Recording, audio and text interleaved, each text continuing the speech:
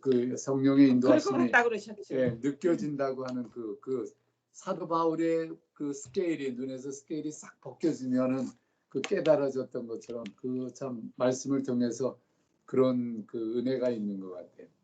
그래서 박 목사님 얘기를 잠깐 했습니다. 지난주에 저는 끝나고 밤에 얼마나 꿈에 큰 은혜를 주시던지 예, 아주 행복한 밤이었습니다. 아, 그래요? 예. 또 무슨 하셨는데요? 네, 말해보세요. 네. 연합에 대한 결혼? 그러니까 연합에 대한 꿈을 꿨는데요. 진정한 결혼, 이게 하나님과의 연합되어진다라는 것에 대한 어떤 것들을 이렇게 주시더라고요. 그래서 정말 행복한 시간이었어요. 아니, 조금 자세하게 설명해. 그렇게 설명하면 어떻게 하는지. 목사님 스토리가 좀 길거든요. 예, 아니, 예? 스토리가 좀 길어요. 이야기 해주세요. 왜 그러냐면 저는 제 아내랑 중학교 때 사귀어서 결혼을 했잖아요. 네. 몰랐죠. 근데 저는 최근까지도 아내가 결혼해주지 않아서 하는 꿈을 꿨어요. 제가 얼마나 연애 생활이 어려웠는지 아시겠죠? 그런 꿈을 계속 꿨는데 그게 이번에 이제 꿈을 꾸면서 아내가 저희 집과 처가 쪽에 이런 어떤 신앙의 문제, 하나님과 연합의 문제에 대한 부분을 조율을 하고 있었더라고요. 그것을 이렇게 해결하는, 그래서 결론적으로 얼마 전에 한 1년 정도 전에 왜 결혼을 안 해줬는지를 알았어요. 꿈에서. 그 결혼의 문제가 그냥 우리 두 사람의 결혼의 문제가 아니라 이게 하나님과의 관계 속에서의 어떤 만남이라는 것을 제가 알았거든요. 그런 의미로 제게 주신다는 것을. 근데 그것에 대한 해결책을, 그러니까 정확한 답을 그날 밤에 주셨어요. 그래서 행복한 밤이 되셨네요. 아니 이제 정말 하나님과 연합된다는 게 이거구나. 이제 이야기인즉슨 그래요. 주변 사람들이 다 아는 내용이었거든요. 왜 넌 그렇게 결혼을 안 해주냐? 그렇게까지 이렇게 요구하는데 왜 그렇게 결혼 안 해주냐? 아주 처갓집 쪽에서도 다 이야기될 정도의 그런 상황이었어요. 그런데 아내가 그래도 받아주지 않고 어디를 가버리는 거예요. 꿈속에서. 그래서 어디를 갔길래 정말 심하다 그러고 했는데 돌아와서 결혼을 허락해 주는데 그때 어딜 다녀왔냐면 저희 집을 다녀온 거예요. 저희 부모님 댁 가서 기존의 박수열이 아닌 변화된 박수열에 대한 이야기를 하고 왔대요. 그러면서 허락해 준 이제 결혼하자고 이제 이야기를 하는 거예요. 아마 그게 제가 결혼하고 난 다음에도 계속 꿔왔던 꿈이거든요. 네, 그래서 그날 하나님께서 그런 미닝이 결혼에 대한, 그러니까 제가 처음에 아내가 이제 결혼에 대한 이야기 됐을 때 거절했던 이유가 본인은 사모가 되는 게 꿈이었잖아요. 근데 저는 목사가 되는 게 전혀 꿈이 아니었고 그때 아내가 결혼을 거절했었거든요. 그 이야기가 이번에 이렇게 쭉 가면서 진정한 연합이라고 하는 것을 이렇게 많이 깨닫게 하시는 밤이었던 것 같아요. 좀 너무 짧게 이야기해서 그래도 인생에서 가장 중요한 이제는 그죠? 그래서 저는 굉장히 아주 힘들고 스트레스 받은 꿈이 딱 두 가지가 있었는데 하나는 그 결혼에 대한 꿈이고 하나는 제가 대학 입시에 대한 꿈이거든요. 대학 입시에 대한 꿈이 한 5년 전에 해결됐어요. 여기 와서. 딱 12월 이 대학 입시 시절만 되면 딱 그 꿈을 똑같이 꿔요. 똑같이 해년마다. 스트레스는 많이 예. 정말 많이. 그러니까 그 꿈이 5년 전에 해결이 됐었거든요. 근데 두 가지 중에 이제 하나가 아직도 계속 해결됐다 생각했는데 이번에 완전히 정말 진정한 연합이라는 게 무언가라는 것을 이렇게 꿈속에서 되게 행복한 시간이었어요. 그러면 박 목사님, 네, 그 행복한 꿈을 목사님만이 행복하게 그 꾸신 거예요? 아니면 그 꿈을 네. 사모님하고 같이 이런 꿈을 꿨었다고 당신 내가 꾼 꿈을 이렇게 같이 쉐어하셨어요? 쉐어했지요. 왜냐하면 너무나도 중요한 부분이고 또 저희 지금 목회 과정 속에서도 네. 어, 어, 늘 이제 고민되어지는 부분들이었기 때문에 아내가 정말 중심을 잘 잡아주고 있거든요. 목회에서도 그렇고 여러 가지 부분이 그래서 충분하게 쉐어를 했죠. 그런 부분들은. 네. 네. 자, 설교는 말씀 좀 나눌게요. 그러면은 네. 보자. 지금 정선희 사모님하고 영상이 지금 사진으로 나오고 영상이 안 되네요 지금. 우리 안 돼요? 예. 잘 보이세요? 예. 그럼 또 안 되네. 그러면 아니요. 이거를. 잠깐만요. 제가 나갔다 잠깐만요. 아니 잘 보여도 안 보일 수가 있어요. 이제 보이네요. 보여요? 잠깐만요. 보이는데 이제 보입니다. 저는 보이는데요. 제가 지금 막 보이기 시작했어요.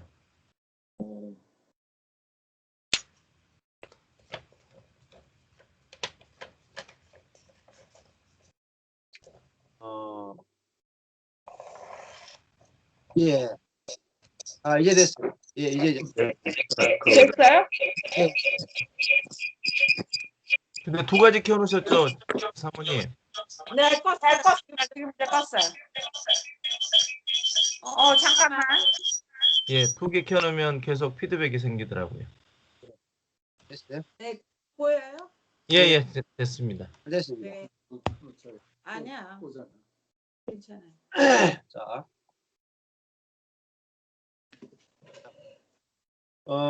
박수영 목사님은 이제 설교 어느 부분 하실 차례죠? 제가 지금 설교가 조금씩 늦게 가고 있는데요. 지금 이제 11장 16절부터 예. 이번에 어디까지 하려고 그러냐면 24절까지 하려고 지금 그러거든요. 예. 그러면은 아직까지 뭐 우리 진도가 빠르네, 그죠? 많이. 예. 네네. 그러네요. 진도 계속 나가도 되고. 자, 그러면 지난번에 우리 어디까지 했죠? 지난번에 12장 22절부터 실은 지난번에 30절까지 했죠, 거의. 하신다고 하셨는데 거의 22절 중심으로 하다가 많이 다른 쪽으로 나갔었어요. 물론 같은 맥락이지만 이 본문 중심보다는 귀신 들고 눈 멀고 말 못하는 사람 이 이야기를 이 한 절 이야기 하시다가 주로 거의 어떤 다른 파트 쪽으로 이렇게 많이 나갔던 것 같아요. 우리 로마서 또 이렇게 좀 해주세요. 네, 로마서 11장 17절. 예. 그렇죠. 로마서 그 부분이 굉장히 중요합니다. 네네. 성경 전체를 보는 눈들이 안 생기면 네. 부분적인 거 봐가지고는 계속 헤매거든요. 그래서 네. 이제 큰 그림을 그려드리는 것이 큰 그림이 있어야지 이제 예를 들어서 마태복음 안에서만 봐가지고 또 마태복음이 이제 해석이 안 될 수가 있어요. 마태복음은 더 큰 그림 속에서 또 나오는 거기 때문에 그래서 이제 마태 복음을 보면서도 다른 성경하고 어떤 연관이 있는지도 이렇게 볼 때 마태복음이 더 깊이 이제 해석이 되어질 수 있습니다. 네. 그래서 이제 이 특별히 22절부터 가 사실은 12장 끝까지가 한마디로 하면은 귀신 모티브거든요. 귀신에 대한 이야기죠. 예. 귀신에 대한 이야기를 우리가 어떻게 해석할 것인가. 예. 예. 그 앞에도 9장에서도 귀신 들린 이야기가 네. 10장에도 귀신 들려가지고 한 이야기가 나오죠. 그러니까 실제로는 귀신 들린 이야기가 많이 나옵니다. 성경에. 예. 사복음서에 귀신 들린 이야기가 많이 나오고 8장에도 뭐 귀신 들린 이야기 계속 귀신 들린 이야기가 나오죠. 검은 색깔 글자로 쓰여진 거 보면은 그 귀신 예. 검정색으로 표시돼 있어요. 이 성경의 장점이 귀신이라고 하는 글자, 검은 글자가 나오면 다른 장을 이렇게 쭉 펼쳐도 보다가 검은색으로 딱 나오기 때문에 빨리 찾는 굉장히 11장에도 예수님 보고 세례요한 보고 귀신 들렸다 그랬죠. 네. 세례요한 보고 귀신 들렸다 그랬어요. 그러니까 지금 바리새인 서기관 제사장 이런 사람들이 세례요한 보고 귀신 들렸다 그러잖아요. 그리고 12장에 오면은 예수님 보고 귀신 들렸다 그러죠. 네. 그런데 이제 뒤에 가면 예수님이 이 바리새인들 보고 독사의 새끼들아 이렇게 나가죠, 그죠? 예. 그러면서 이들이 귀신 들렸다 이렇게 말하죠. 오늘 그 12장 전체의 결론이 너희들이 귀신 들렸다. 더 악한 귀신 7이 더 없다 이렇게 이야기로 결론이 내리죠. 네. 귀신. 그 귀신 들린 그러면 귀신 들렸다는 것이 우리가 여기 두 종류로 이제 나타나잖아요. 저번에 말씀드린 것처럼 12장 22절에 눈 멀고 벙어리 된 것으로 나타나는 귀신들.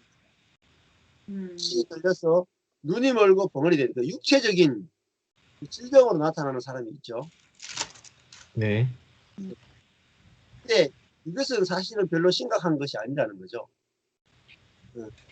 근데 진짜 심각한 것은 뭐냐면은 굉장히 하나님을 사랑하고 율법을 다 지켜내고 정말 하나님을 위해서 열정적이고 성경 읽고 음식하고 군대 기도 금식 다 하는데 그 속에서 악한 것이 나오는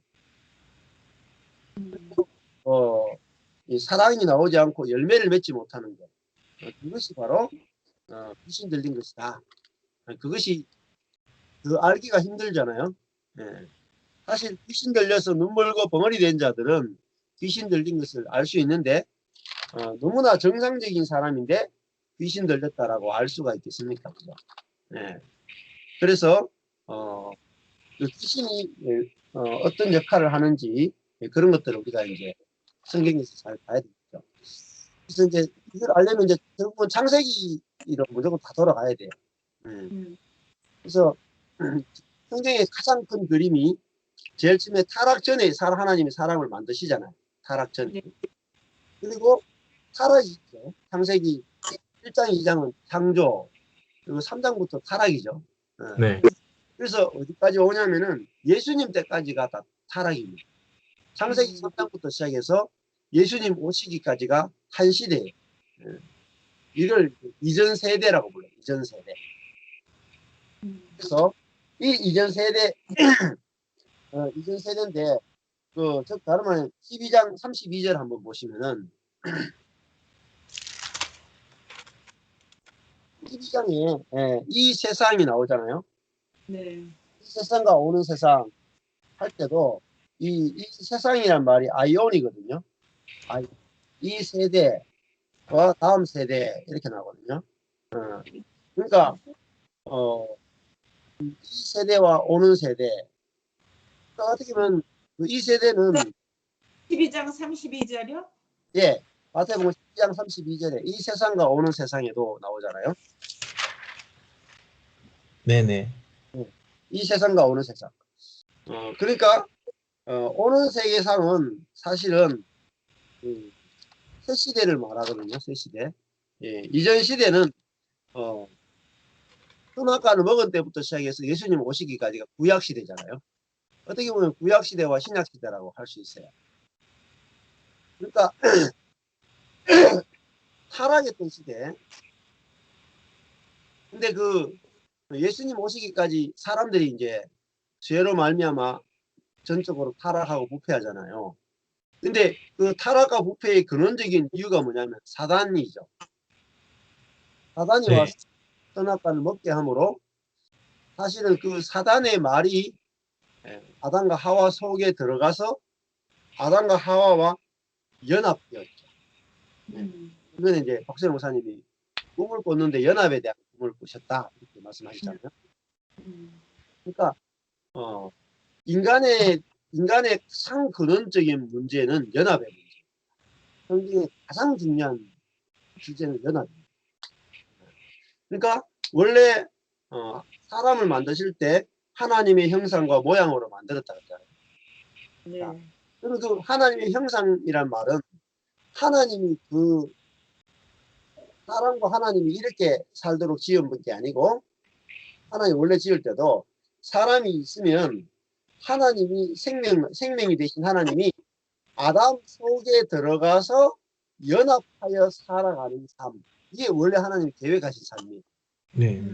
우리는 이제 신학적으로 그렇게 안 되었단 말이죠. 하나님과 사람 독립적으로 하나님은 하나님으로 계속 살아가고 사람은 계속 사람으로 살아가는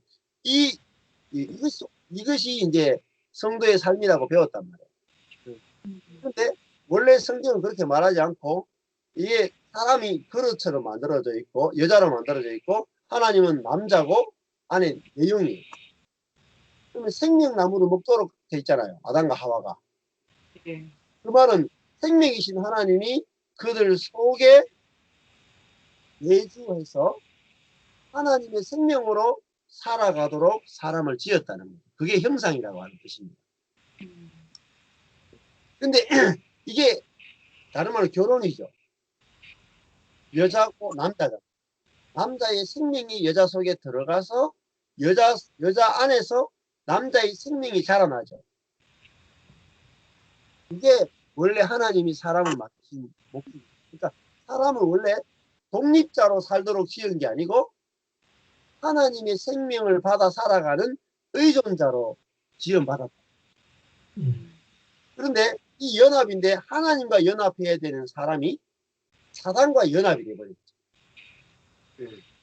그러니까 하나님이 내주해야 될 집인데 사단이 들어와서 거주하는 사단의 집이 되어버렸다는 거죠.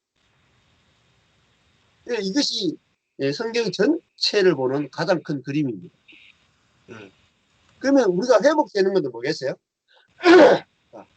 다시 하나님의 영이 그렇죠. 들어오는. 그렇죠. 이게 구원론입니다. 성령론. 그러니까 우리가 구원받는다고 하는 것은 우리 속에 있던 우리 안에 들어와서 나와 연합되어 있는 귀신이 떠나가고, 그죠? 내 안에 있는 사단이 떠나가고 내 안에 하나님이 영이 들어와서 나와 연합하여 하나가 돼서 뭐가 나타나냐면 성령이 나를 통해 나타나는 거예요. 마치 이제 13장에 가면 나올 거예요. 13장에 가면 씨앗이 우리가 밭이라 그러죠. 밭. 자, 밭에 씨앗이 떨어지면 씨앗이 자라죠. 네. 자라서 뭐가 나타납니까? 열매가 나오죠. 네. 그러니까 밭이 나오는 게 아니고 이 씨의 열매가 나오잖아요. 열매는 뭐와 같아요? 그러니까 씨는 뭐와 같습니까? 씨는 떨어져 가지고 자라 가지고 다시 뭘 만들어내요? 열매를. 열매죠. 열매가 뭐예요? 씨죠, 씨. 네. 씨가 원래 열매죠. 네. 그러니까 지금 이제 12장에 가도 이제 열매 이야기 나온다고. 좋은 나무에서 좋은 열매, 나쁜 나무에서 나쁜 열매 이렇게 나온다고. 12장. 그러니까 3장에 가면 내용 똑같아요. 그러면은 12장 33절 보시면은 나무도 좋고 실과도 좋다 하든지 나무도 좋지 않고 실과도 좋지 않다. 하든지 하라 이렇게 나오죠. 네. 나무와 실과가 열매죠. 열매가 곧 씨예요. 이게 결국은 어디 나오냐면 산상수훈할 때도 나왔습니까? 네. 네. 성경, 7장에서. 성경은 계속 같은 이야기입니다. 음. 정말 지겹도록 같은 이야기입니다. 왜냐면은 이걸 같은 이야기를 다양한 각도에서 계속 상황 속에서 계속 풀어내면서 그것이 우리 속에 완전히 그냥 이렇게 깊이 달 박힌 못처럼 깊이 들어오도록 해주는 거예요. 그래서 13장에 가면 또 하겠지만 천국이라고 하는 게 뭐냐면은 천국은 밭이라고 하는 나에게 씨앗이 떨어져서 이 씨앗이 자라면서 발생하는 거라고 할 수 있어요. 이게 지금 우라노스 바실레이아 하늘의 왕국이라는 것은 내 속에 성령이 들어와서 성령이 내 속에서 자라고 성령이 내 속에서 나를 지배할 때 나에게 새 마음이 나오는다. 새로운 생명이 자라는 거예요. 목사님 거기에서요. 지난번에 천국과 하나님의 나라 그러니까 천국의 성분이 나타나는 게 하나님의 나라라고 표현하셨었잖아요. 예. 그 부분 조금만 좀 더 설명해 주실래요? 예. 마태복음엔 특별히 천국이라는 단어를 많이 쓰고 있고 그렇죠. 마태복음엔 한 2번 정도만 하나님의 나라라고 나중에 나오더라고요. 그렇죠. 예. 그 관계를 조금만 좀 더. 하늘의 왕국이라는 것은 이제 하늘의 성분이다 이렇게 표현할 수 있어요. 하늘의 왕국이 이제 통치잖아요. 왕의 통치인데, 그러니까 하늘의 통치니까 반대말이 땅의 통치겠죠. 예. 네, 그렇죠. 땅의 통치와는 다른 통치가 이루어진다는 의미겠죠. 그러니까 하늘이라고 하는 말 자체가 성경에서는 하늘과 땅을 계속 대조시키고 있어요. 네. 근데 이 하늘이 이 공간적인 하늘이 아니고 영적인 하늘이라는 거죠. 그러니까 영적인 하나님의 생명, 하나님의 성품을 하늘의 왕국이라고 통치 이렇게 표현한 거죠. 하늘 왕국. 그러면 이것이 마치 씨앗과 같아. 그래서 내 개인 속에 들어오면 이 하나님의 생명이 내 속에서 막 자라고 나타나고 나를 지배하게 돼요. 그게 하늘의 왕국이에요. 근데 그 하늘 왕국을 맛보는 사람들이 함께 모여가지고 교회를 이루고 하나님의 성품이 함께 서로에게 공유되어져서 하나님의 생명으로 같이 통치가 되어질 때 구체적으로 나라라고 하는 형태로 나타난다는 거죠. 나라. 마치 세상에 있는 한국이라고 하는 나라가 있는 것처럼 하나님 나라가 한 개인의 속에만 이루어진 것이 아니라 이제는 교회와 나라라고 하는 형태로 나타날 때 그거를 하나님의 나라다 이렇게 표현하는 거죠. 네. 그렇게 생각하시면 돼요. 그래서 네. 교회는 반드시 하나님의 나라가 돼야 돼요. 그러니까 하늘 왕국의 생명이 각자에게 임해야 되고 그 임한 하나님의 생명이 서로에게 분배되어져야 돼요. 그걸 이제 다른 말하면 생명의 분배다 이렇게 해요. 분배라. 성경에 나옵니다. 분배라고 하는 구체적인 단어가 나와요. 그러니까 생명을 분배하는 거죠. 그러면 성도의 교통은 뭐냐? 성도가 서로 교통한다는 게 뭐냐? 생명을 분배하는 것입니다. 그래서 씨가 나오잖아요. 씨가 떨어졌죠. 그러면 씨가 자라잖아요. 그럼 여기 많은 열매를 맺겠죠. 30개, 60개, 100개 열매가 나오잖아요. 그러면 그 열매를 서로에게 나누어 주는 거죠. 그러니까 내가 성령 받아서 성령을 체험하고 누리고 그거를 형제에게 흘려보낼 때 그거를 코이노니아, 교통이라고 하는 거죠. 아멘. 즉 내가 하늘의 뜻을, 하늘의 사랑, 하늘의 은혜, 하늘의 긍휼, 하나님의 은혜를 받은 것을 흘려보내는 것을 교제라고. 근데 우리는 이제 교제가 잘 그런 개념을 모르니까 그냥 그리스도인이 만나가지고 서로 배려하고 인사하고 챙겨주고 뭐 아끼고 이런 거라 생각하잖아요. 그거는 보통 서클에서 하는 거죠. 예. 그 절에서 그거를 그리스도의 교제라고 하지 않습니다. 그러니까 하늘의 뜻이 담겨 있지 않으면, 하늘의 뜻이 임하지 않으면 그 직도문 자체가 나라가 임하옵시오. 또 네. 시 하늘에서 이루어진 것 같이 땅에서도 이루어지라.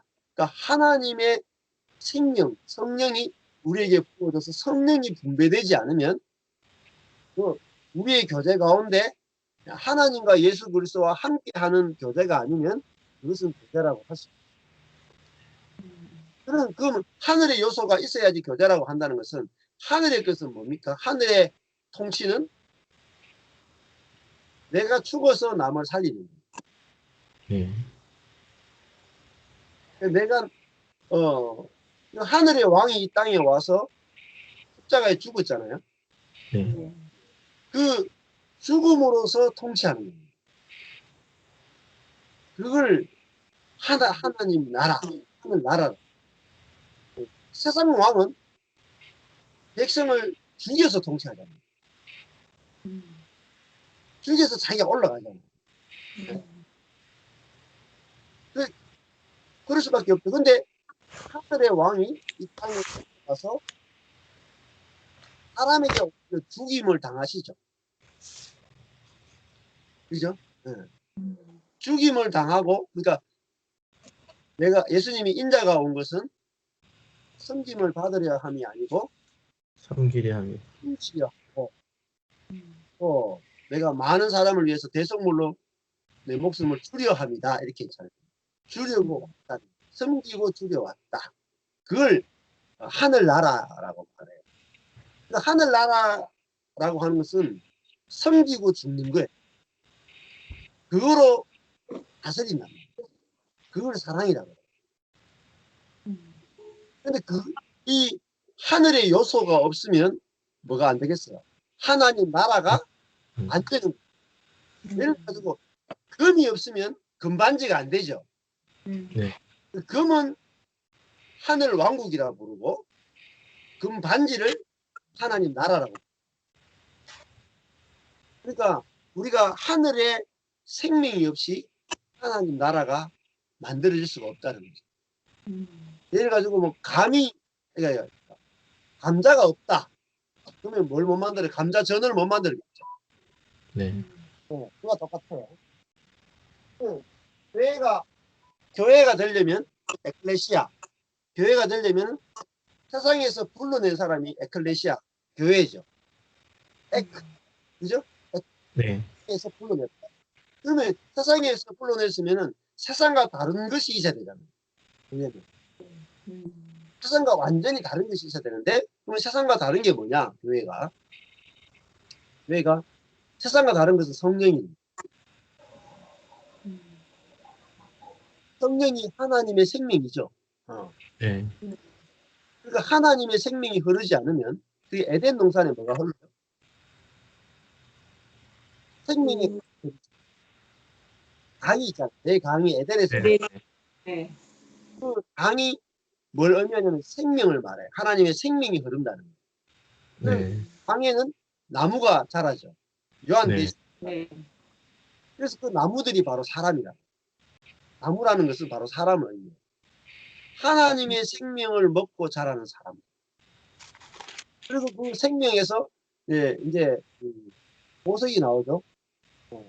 근데 이제 창세기에 가면 보석이 몇 개 안 나와요. 뭐가 나옵니까? 호마노, 뭐 베들리엄, 금, 네. 이 세 가지밖에 안 나오죠. 세 가지밖에 정도밖에 안 나오는데 요한계시록 가니까 12개가 나오죠. 그만큼 뭐냐면 이 에덴보다도 이 새 예루살렘이 훨씬 더 진보됐다. 그래서 다른 말하면 사람이 훨씬 더 놀라운 사람이 나온다. 훨씬 더 많은 사람이 나온다. 네. 네. 그걸 이제 성경을 창세기부터 계시록까지 다 볼 수 있어야 됩니다. 제가 이제 계시록 전체를 다 설교 한번 했거든요. 저기에서 1장부터 20장. 그래서 유튜브에다 올리면 되는데 그래도 이제 찾아서 그 부분을 찾아서 빨리 볼 수 있으니까요. 네. 제가 예화 같은 것이 좀 있고 이래가지고 우리 성도들에 대한 이야기 예화 같은 게 있어가지고 제가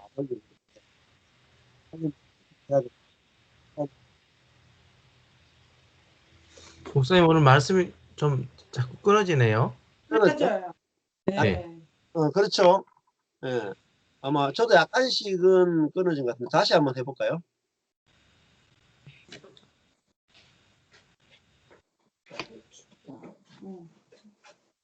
촬영이 있어.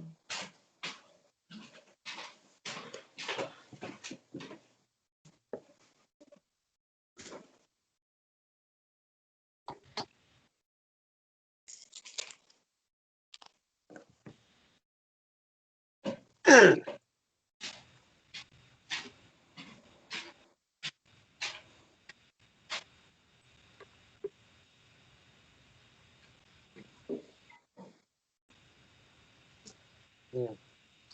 됐나요? 지금도 조금씩 끊어지나요? 네네. 지금도 조금씩. 네. 무슨 문제인지 모르겠네. 다른 때보다 조금씩 한 뭐 1초 정도 이렇게 말이 딱 그렇죠. 화면은 괜찮은데 소리가 전달이 조금씩 끊어지. 그래요? 네. 일단 뭐 해봐야 되겠네. 저도 네네. 일단 이유는 뭐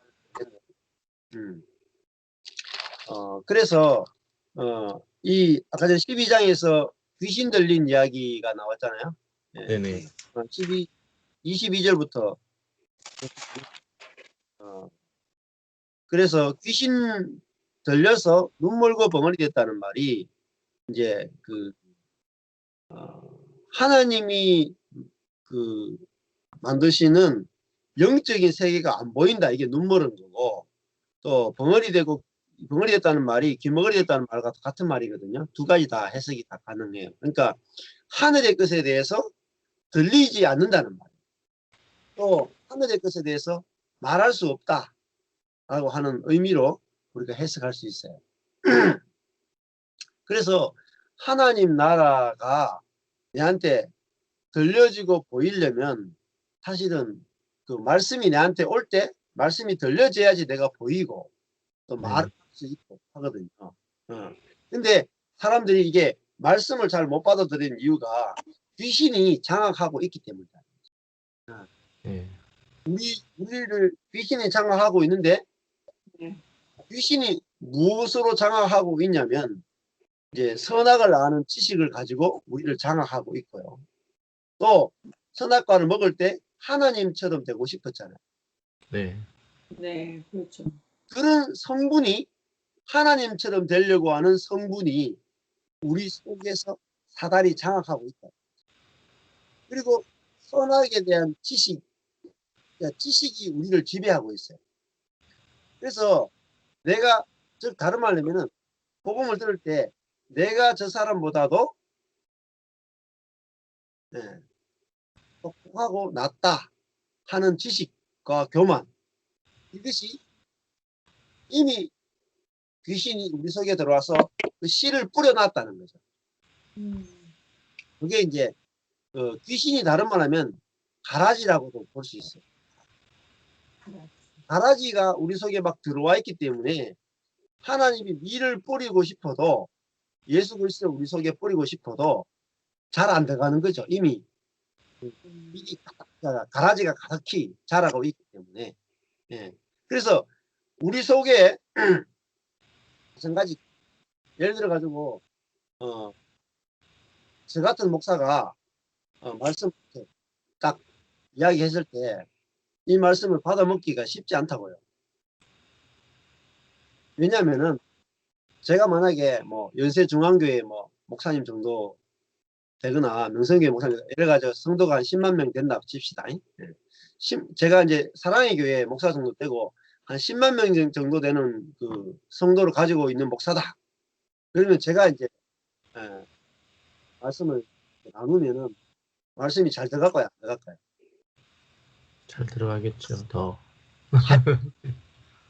왜냐하면 받아들이는 사람 속에 뭐가 뿌려져 있냐면 사단이 하나님처럼 되려고 하고 또 선악의 지식을 뿌려놨기 때문에 자기 들어오는 말씀하고 자기하고 성분이 같으면 잘 잘 받아들여. 지켜요.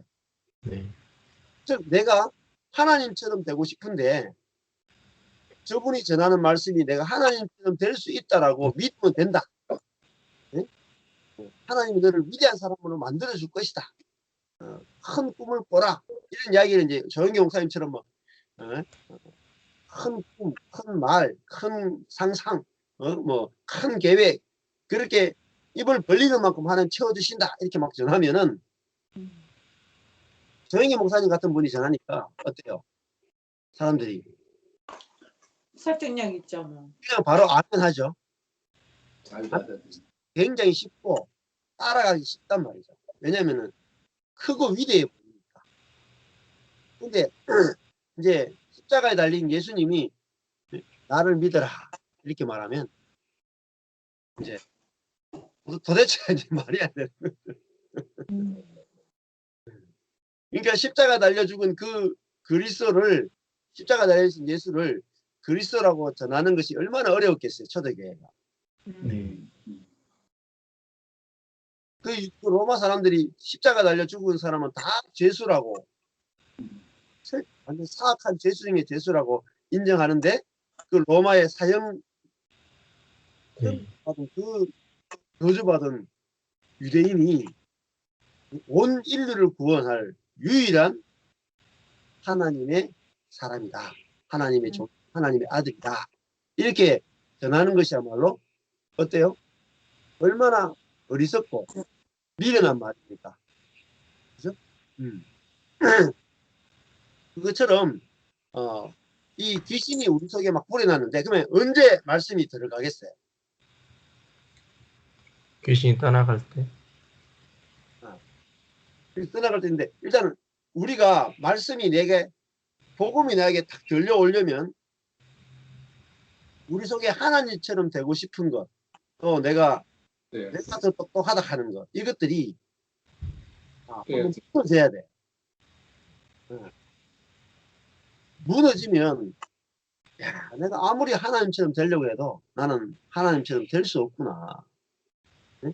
나는 내가 지식이 있고 똑똑한 줄 알았더니 야, 인생을 살아보니까 내가 원하는 대로 하나도 안 되더라. 인생은 내 뜻대로 안 되더라. 그거를 경험한 사람이 이제 복음을 딱 들려질 때 이제 복음이 확 받아. 그래서 야 나는 진짜 소망이 없는 사람이구나. 내가 노력해서는 하나님처럼 될 수도 없고 노력해가지고는 경건하게 될 수도 없고 나는 정말 완전히 실패한 자다. 이런 하나님이 아니고는 내가 구원받을 수 없고 거룩하게 될 수 없구나. 그 자리에 있을 때 복음이 막 들려옵니다.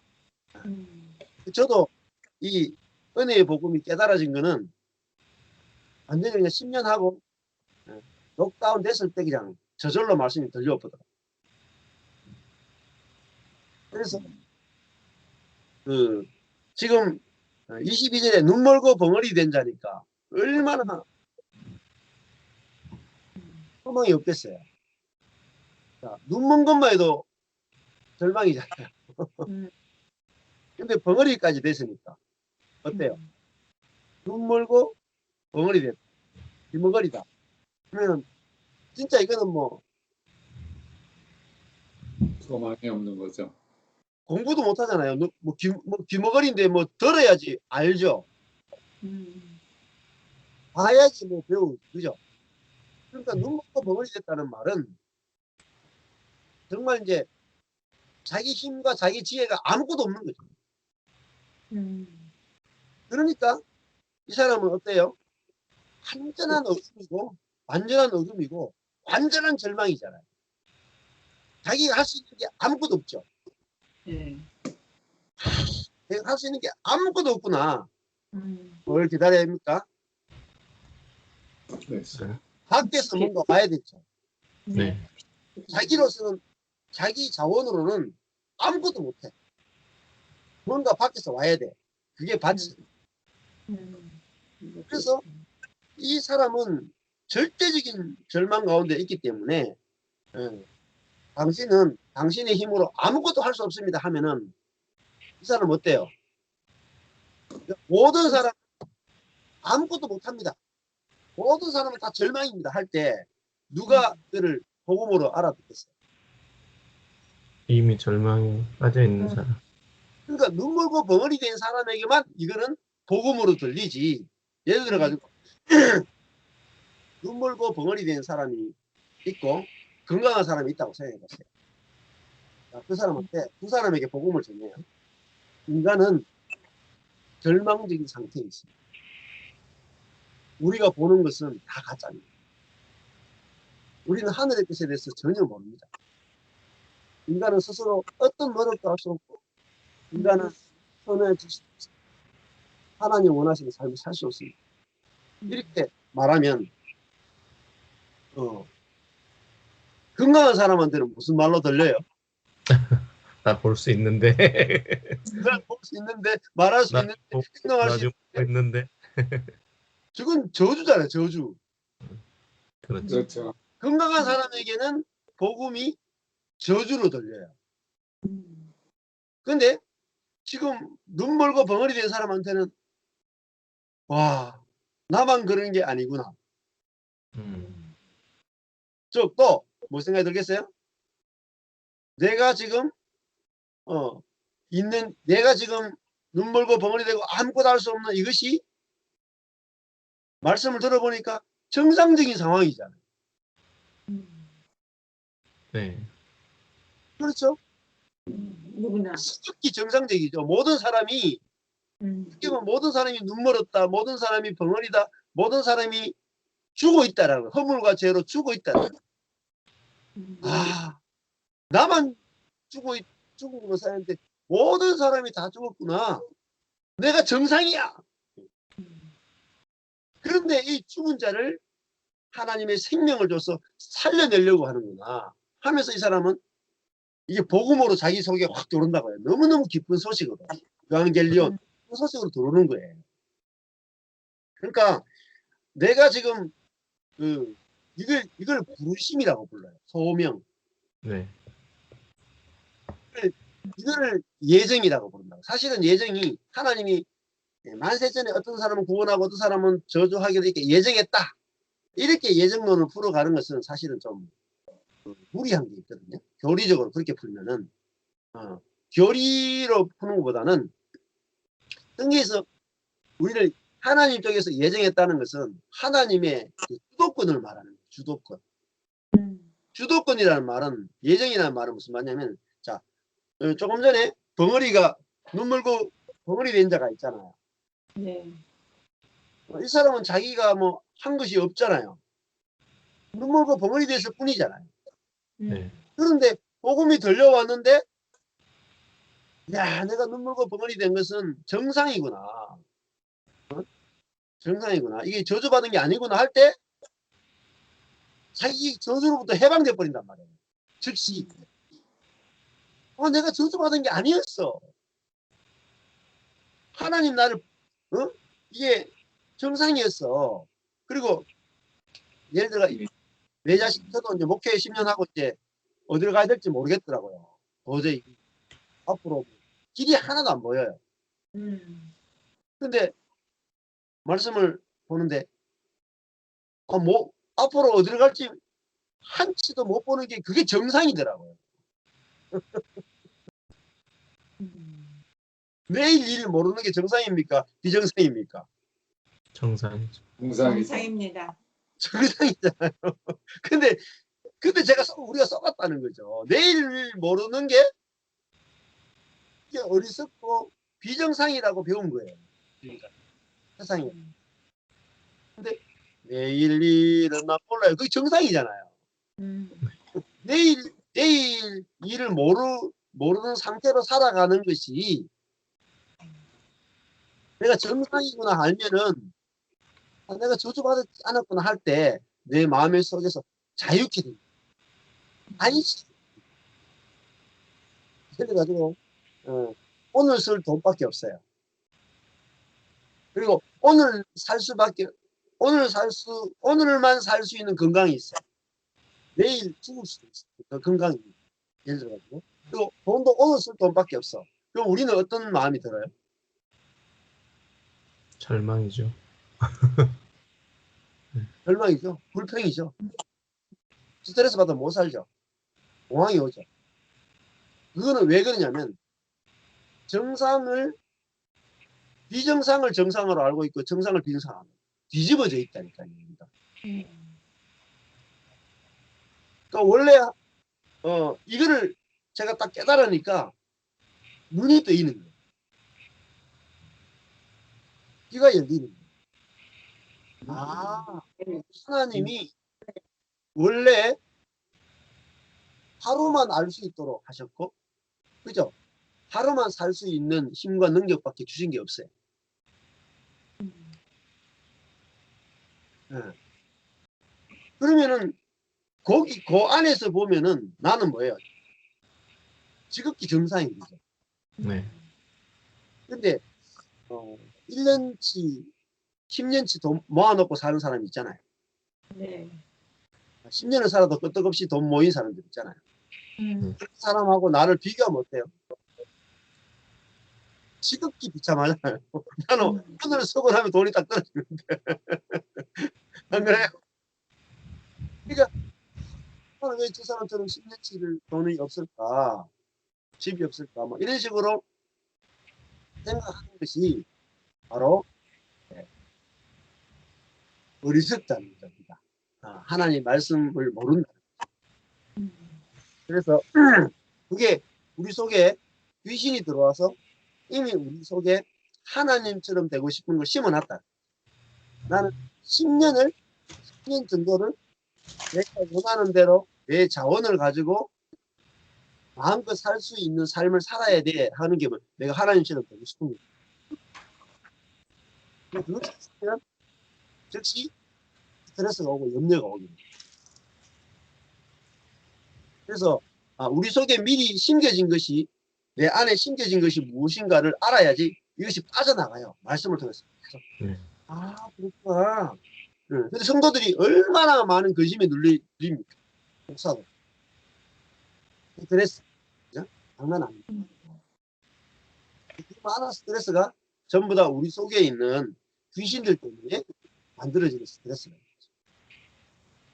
귀신들이 계속 우리에게 이런 생각과 마음을 공급한다고.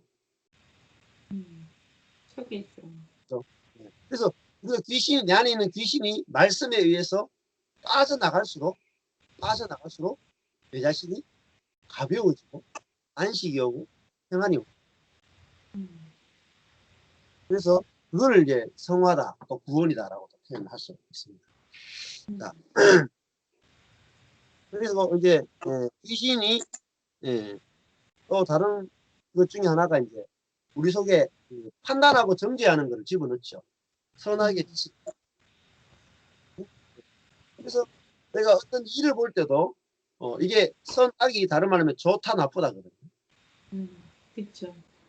좋다 나쁘다는 것이 본능적으로 자기 중심성에 의해서 우리 속에서 막 올라와요.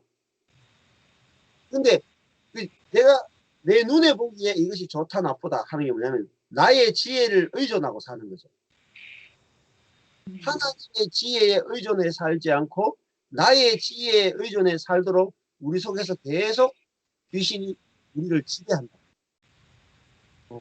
그래서 내 속에서 내 상황이나 어떤 일에 대해서 이게 좋은 일이고 나쁜 일이고 뭐 제일 심한 게 돈이잖아요.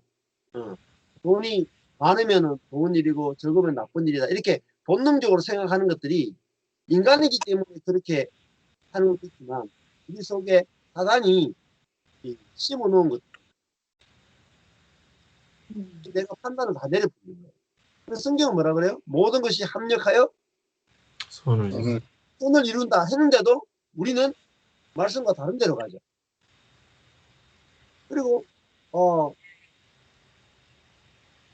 근데 그러면은 모든 것이 합력하여 선을 이룬다라고 바울은 고백하잖아요. 네.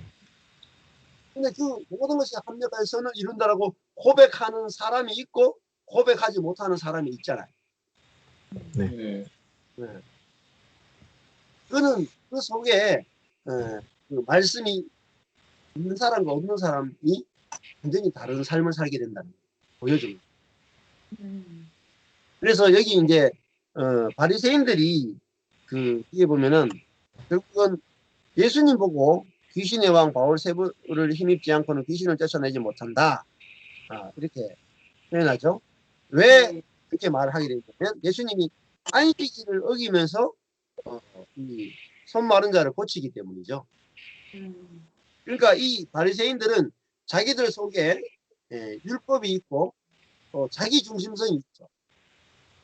그래서 이 선악의 지식을 가지고 율법을 자기한테는 적용을 안 하죠. 네. 끊임없이 율법을 남에게 적용하잖아요. 그래서 남을 죽이는데 율법을 쓴단 말이에요. 그래서 이 바리새인들이 결국은 그들 속에 자기중심적인 귀신, 자기를 하나님의 자리에 앉혀놓는 귀신, 이 귀신이 그들 속에 들어있다. 사실 모든 사람 속에 다 들어있습니다. 근데 그거를 자기들 속에 있는 들보가 다른 말 하면 귀신이라고 할 수 있어요. 들보. 그 속에 들보. 근데 이 자기 속에 있는 것을 사람들은 못 본다. 내 속에 들어있는 것을, 내 속에 귀신이 들어있는 것을 보면 귀신이 나가죠. 근데 못 보니까 나간다. 그래서 25절, 26절 쭉 넘어가면 네. 정하는 마다 황폐해진다. 예수님이 자기를 이제 변호하시잖아요. 사단이 어떻게 사단을 쫓아내겠느냐. 그래서 내가 사단에 의해서 하는 게 아니다. 그러면서 이제 27절에 가면은 너희들도 귀신을 쫓아내지 않느냐, 너희 아들들이. 그러면 너희 아들들은 어떻게 되느냐, 이렇게 말씀하시죠. 너희 아들들이 오히려 너희의 재판관이 될 것이다, 이렇게 말씀하십니다. 그리고 28절이 이제 중요합니다. 그러나 내가 하나님의 성령을 힘입어 귀신을 쫓아내는 것이면, 이렇게 나와요. 자, 예수님이 귀신을 쫓아냈어요? 네.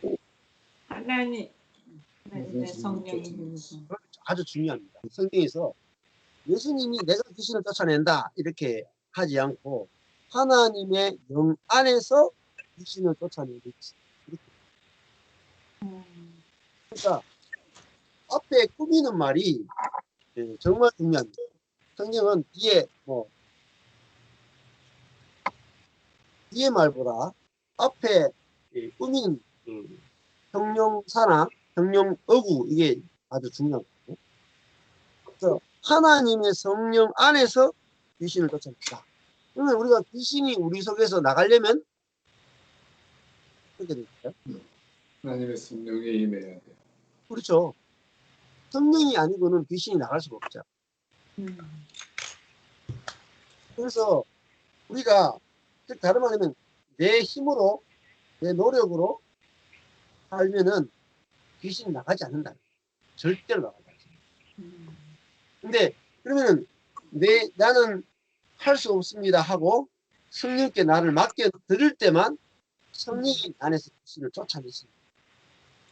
이게 아주 중요한 원리입니다. 그래서 하나님 나라가 이미 너희에게 임하였다 그러죠. 네. 도달했다 이 말이에요. 임하였다가 푸다노예요. 푸다노. 도달하다. 왔다 이 말이에요. 도착하다. 그래서 하나님 나라가 이미 너희 위에 도착했다. 자, 우리가 뭐 죽어서 가는 천국 이야기하는 게 없죠. 여기서 하나님 나라, 우리에게 도착한 하나님의 나라에 대해서 이야기하고 있단 말이에요. 근데 그 하나님 나라는 어떻게 임합니까? 하나님 나라가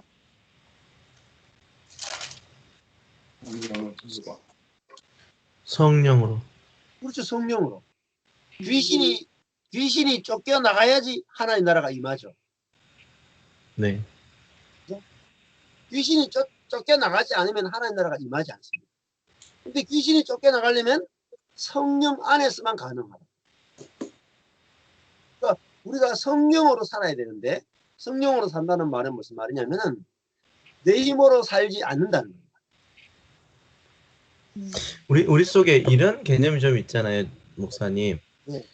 이게 우리 속에 100이라고 하는 이 어떤 수치로 본다면 내 안에 귀신이 있는 퍼센테이지와 네.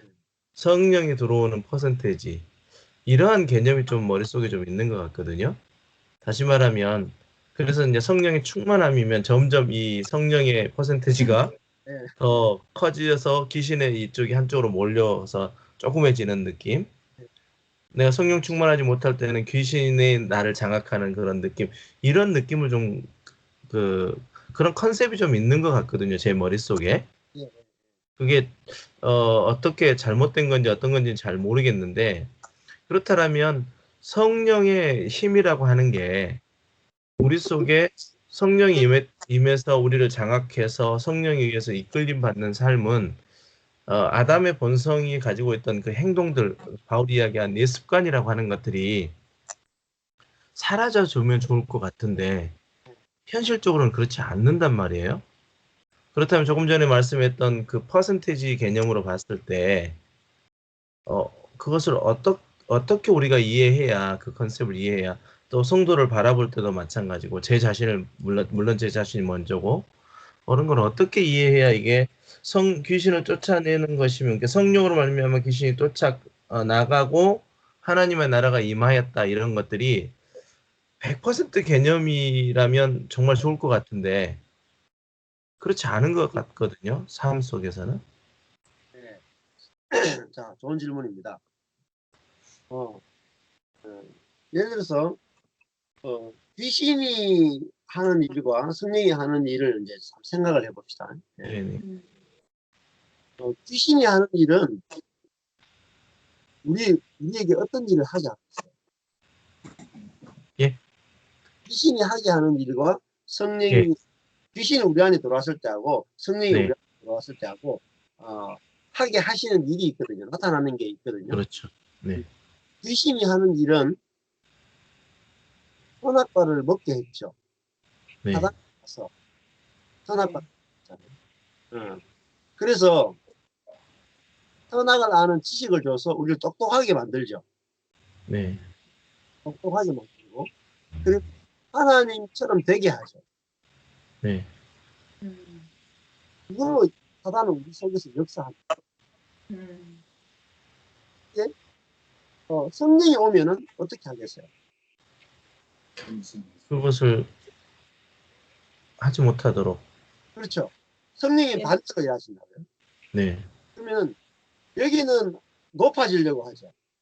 네. 네. 우리를 낮아지게 하죠. 네. 여기는 귀신은 하나님처럼 되도록 우리 속에서 하나님처럼 되고 싶은 생각이나 마음을 계속 공급할 거라. 성령은 우리가 겸손하게 하죠. 나는 아무것도 아닙니다. 나는 아무것도 할 수 없는 사람입니다. 나는 흙에 붙어. 이 마음을 성령이 공급하십니다. 네. 그러니까 이 부분을 아는 게 제일 중요합니다. 그러니까 귀신의 성분과 사단의 성분을 구분할 수 있어요. 근데 그거를 앤드류 머레이도 그렇고 가장 중요한 게 뭐냐면 사단은 특징이 교만입니다. 교만이 뭡니까? 내가 스스로 독립적으로 나는 할 수 있어. 포커스를 나에게 맞추고 내가 경건 믿음과 선과 사랑과 열심과 모든 것을 내가 할 수 있어라고 계속 그 생각과 마음을 공급하는 거예요. 네. 근데 성령은 뭘 공급해요? 나는 할 수 없어. 맞죠. 나는 하나님 아니면 어떤 것도 할 수 없어. 하나님이 나를 인생을 주관하시고 하나님의 은혜와 긍휼이 아니고는 아무것도 나는 할 수 없는 존재야. 그거를 성령이 우리 속에 공급하죠. 그러면은 내가 할 수 없어라는 마음을 할 때, 성령이 그런 마음을 줄 때 귀신이 내 안에서 어떻게 되겠어요? 아무것도 못하는 거죠. 귀신이 할 수 있는 것은 네가 할 수 있어를 해가지고 내가 살도록 만드는 거예요. 네. 내가 막 주도권을 가지고 막 독립적으로 막 살게 만드는 거예요. 그러면은 이 선한 모습으로 나타나기도 해요. 열심히. 그런데 우리 속에서 정말 그 겸손과 긍휼과 은혜와 이런 것들은 하나도 안 나타나요. 열매는 하나도 없어요. 겉은 그 여자 그러니까 밀과 가라지가 독보리인데 밀하고 독보리하고 겉모습이 다 똑같아요. 마지막에 열매가 맺히기 전까지는 구분이 안 돼요. 열매만 다른 거예요. 그래서 열매가 예를 들어서 귀신은 내가 할 수 있어 해서 열매를 맺게 하고 성령은 내가 할 수 없습니다 하는데 성령이 내 속에서 성령 자신이 열매예요. 성령 자신이 그 두 개로 나누어집니다. 근데 제가 계속하는 율법주의는 뭘 부추기냐면 우리가 해야 되고 우리가 할 수 있으면 계속 부추기다 보면 그게 자기 의가 되고 자기 자랑이 되고 자기 공로가 되고 그걸 의지해서 하나님께 나가게 만들고 그걸 의지해서 사람에게 나가게 만들고 결국 사람들을 분열시키고 하나님 관계를 분열시키고 연합하지 못하도록 계속 우리를 끌고 가는 거야.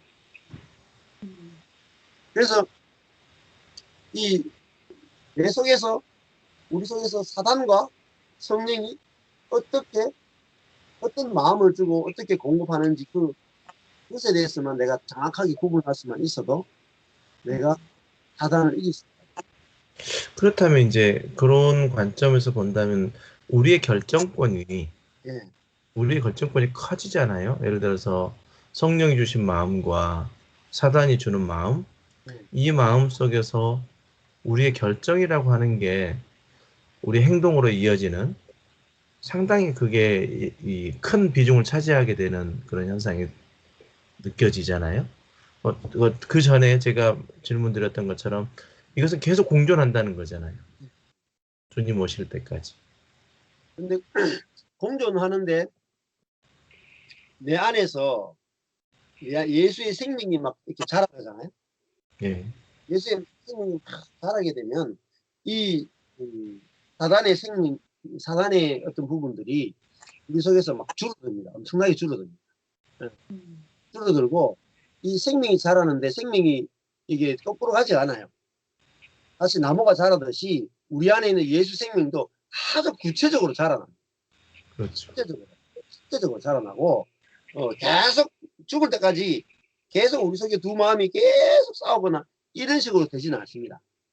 오히려 우리 안에 예수 생명이 들어왔다면 이것이 마치 처음에는 겨자씨와 같지만 나중에 되면 참 자라가 엄청나게 큰 나무가 돼서 새들이 깃들 정도로 우리 안에 있는 예수 생명이 자라서 어디까지 자라냐면 그리스도의 장성한 분량에까지 우리가 자라게. 근데 그게 우리가 주체가 아니라는 거잖아요. 그렇죠. 그러니까 나는 할 수 없습니다 할 때 성령이 내 안에서 막 온갖 이렇게 하면 성령이 막 내 안에서 예수 생명을 자라게 하십니다. 그러니까 내가 막 억지로 선택해야 되고 이게 아니고 오히려 나는 선택조차도 할 수 없는 절대적으로 나는 내 안에 계신 성령을 의존해야만 되는 존재입니다 하는 그 자리에 있는 것. 그것에 의해서 결정이. 그것도 어떻게 보면 선택이잖아요. 그렇죠. 선택인데, 근데 너무 선택으로 보기보다는 내가 말씀을 듣잖아요. 네. 그래서 말씀이 중요합니다. 말씀을 계속 들으면, 오늘 아까 전에 이제 모임을 시작하기 전에 정선희 사모님이 얼마나 말씀을 많이 듣는지에 대해서 같이 간증을 좀 하셨거든요. 누구만 내가 듣는다. 문제 따라간다고. 하루에 한 개씩은 듣는다는 거예요. 네. 다른 말하면 말씀이 계속 들려오고, 첫 번째는 말씀을 개인적으로 듣는 거예요. 두 번째는 공동체, 교회가 그 말씀을 함께 나누는 거예요. 그러면은 내 개인만이 아니라 옆에 있는 형제가 같은 말씀을 듣고 같은 말씀을 나누죠. 네. 그러면은 내가 내 의지력이 별로 많이 필요하지 않습니다. 내 네. 선택을 해야 되는 의지력이, 그렇게, 예를 들어서 지금 정선희 사모님이 결단해서 말씀을 들으세요? 아니요. 왜 그러? 자체가 아니 그냥 의지력이 예. 의지력이 좋아서 들으세요, 사모님? 아니 나는 그런 건 없어요 하나도. 그렇죠. 필요하고 좋고 그러니까 이렇게 나한테 없는 것들 내가 드러나고 그러니까 좋죠. 그래서 듣는 거죠. 그럼 네. 끌려가는 그런 말은 되게 좋게 들리죠. 좋게 들리면 내 의지력이 그 필요 없어. 내게 말씀이 너무너무 좋게 들리면 따라가게 되죠. 너무너무 쉽게. 예를 들어 나를 사랑한다고 누가 이야기해주면 내가 그 사람 사랑하기 쉽잖아요. 내 의지력이 필요 없잖아요. 그 사람이 나를 너무너무 사랑한다는, 그냥 뭐 아멘만 하면 되죠. 근데 저 사람이 나를 싫어한다 하면 내가 저 사람 사랑한다 하면 내가 막 부딪힌다는 의지력이 필요하죠. 처럼. 그래서 제가 말씀이 중요하다는 것이, 말씀은 하나님이 우리를 어떠한 사랑으로 사랑하시는지, 또 그리스도가 어떤 분인지를 잘 선포해주면 성도들 속에서는 뭐가 생기냐면 그 하나님에 대한 사랑, 하나님 알고 싶. 마음, 뜻이 그냥 반응으로 저절로 일어난다는 거죠. 그러니까 성령을 내가 나는 아무것도 할 수 없는 사람이야, 나는 성령만 의지해야 되겠어, 이거를 내가 결단하는 게 아니고, 그러니까 성령이 아니면 안 된다라고 하는 말씀이 나에게 들려오고 내 속에서 그렇구나 나는 성령이 아니고는 어떤 열매도 맺을 수 없구나라는 마음이 자동적으로 내 속에서 말씀이 떨어졌기 때문에 그 말씀이 자라. 그러면 너무너무 쉬워져요. 그냥 교회 왔다 갔다 하는데, 교회 그냥 아무것도 안 하고 왔다 갔다 하는데 들리죠. 예를 들어 가지고 이제 여기 계신 분들이 BTS 노래, 모임 하는 중에 BTS 노래를 누가 틀어놨어요. 어떻게 듣기 싫어도 듣게 되죠. 시간 들려지는 한 1000번 들으면 어떻게 해요? 1000번 들으면은 흥얼거리죠. 그겁니다. 예. 그래서 교회에서 제일 중요한 역할이 말씀입니다. 아니, 말씀에서 그리스도가 누구시고 우리가 어떤 존재고 그리스도와 내가 어떻게 연합하고 연합할 때 내 안에서 어떤 일이 일어나고 이런 것들을 말씀을 통해서 풀어줄 때 성도들이 그 말씀이 자기 속에 떨어져 가지고 그 말씀을 사랑하게 되고 그 말씀을 흠모하게 되고 너무너무 쉽게 그냥 선택할 필요가 없어요. 그냥 선택이 되는 거죠. 말씀을. 그렇잖아요. 네. 그래서 애들한테도 뭐 어떤 좋은 이야기를 해주면 그쪽 길로 가기 쉽단 말이죠. 네. 마찬가지입니다. 그래서 이 말씀을 가지고 계속 풀어주는 것이 중요한 것이, 그러면은 사람들이 그 말씀이 들어가서 자연적으로 그렇게 생각이 마음속에서 생각이 그렇게 돼, 말씀이 완전히 그냥 체화돼 버려요. 근데 내가 마음이 가난해야지 말씀이 계속 듣고 싶어져. 듣다가 그만두는 사람이 말씀이 안 가난해서 그래서 실패하고 좌절하는 그런 것들이 우리 삶에도 저주 같지만 말씀을 잘 듣게 하는데 너무너무 중요한 걸음이 됩니다. 그래서 하나님 나라가 임하는 것은 성령 안에서 임하고 귀신이 쫓겨나가야지 하나님 나라가 임한다. 이 조건이 지금 아주 중요하죠. 하나님 나라가 우리의 이미 도착했는데 그 하나님 나라에 내가 들어가려면 귀신이 쫓겨나가야 되고 내 안에서 그리고 성령이 내게 임해야 되죠. 그래서 그 성령이 임한다는 게 무슨 뜻인지 귀신이 쫓겨나간다는 것이 무슨 뜻인지를 구체적으로 설명을 해줘야 돼요. 제가 지금 목사님 사모님께 설명해 드리잖아요. 귀신이 뭐고 귀신이 어떤 역할을 하고 성령이 왜 우리 안에 와야 되고 성령이 뭐 어떤 일이 일어나고 이거를 구체적으로 설명을 해줄 수 있어요. 근데 예를 들어서 이런 구체적인 설명이 없이 하나님의 성령 안에서 귀신이 쫓겨나간다 그러면은 이 두 줄 안에 두 줄을 율법적으로 해석하는 거예요. 그러면은 오늘부터 성령을 구하고 귀신이 쫓겨나가도록 기도해야 되겠다. 이렇게 적용을 해버린다. 그렇죠. 풀어주지 않으면 다 적용을 해버립니다. 그래서 이제 이거를 풀어줄 때에 이제 내가 성령을 안에 있다는 게 어떤 것이구나. 귀신이 내 안에 와서 어떤 일을 하고 있구나. 이런 것들을 구체적으로 알아야 되는 거죠. 알면은 내가 그 부분이 내가 귀신에게 속지 않게 되죠. 교회 프로그램들이 굉장히 우리 성도들을 그 말씀 안으로 더 들어가지 못하게 하는 것들이 참 많은 것 같아요. 그렇죠. 예. 말씀에 대해서 깊이 생각할 시간을 안 준단 말이에요. 네. 계속 의식만 반복하는 거죠. 계속 기도해, 또 예배, 금식, 또 어떤 봉사, 계속 활동을 많이 하는 거예요. 네. 그러면은 말씀을 들은 게 없죠. 말씀을 깨닫는 게 없죠. 그러면 내 안에 성령으로 산다는 것이 무엇인지 몰라요. 말씀을 모르면은 성령으로 사는 것이 무엇인지 귀신이 무엇인지 전혀 몰라요. 그걸 모르는데 어떻게 싸우겠어요. 모르면 100% 싸우면 100% 다집니다. 교회에서 해야 되는 것은 정말 말씀을 가르치고 말씀을 나누고 그리고 그 일이 가장 초대교회에 있었던 것처럼 그게 전부입니다. 사실은. 네. 대역교회의 표시는 말씀과 성례예요. 네. 성례는 사실은 말씀을 의식으로 표현한 것입니다. 네. 전 지난주에 이제 설교 하면서 천국은 침노하는 자가 이렇게 빼앗는다 이게 정말 많이 들었던 설교잖아요. 예, 예. 열심히 있어야 됩니다. 열정을 가져야 됩니다. 천국은 그래야 침노됩니다. 자기가 취하는 것입니다. 이런 엄청난 설교를 수없이 들었었던 그 설교였는데 이렇게 말씀을 준비하면서 보니까 침노하는 자는 긍휼을 받은 자밖에 없더라고요. 그렇죠. 네.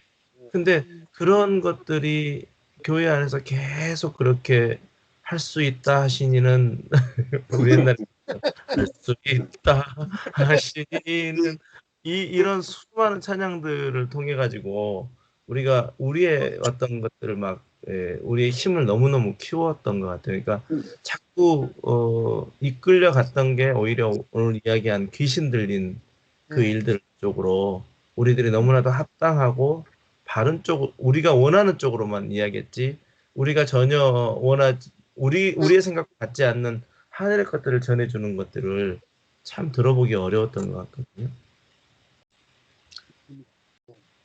하늘의 것이 무엇인지 모르니까요. 천국을 침노한다 했는데 천국이 뭔지를 모르는데 어떻게 침노하겠어요.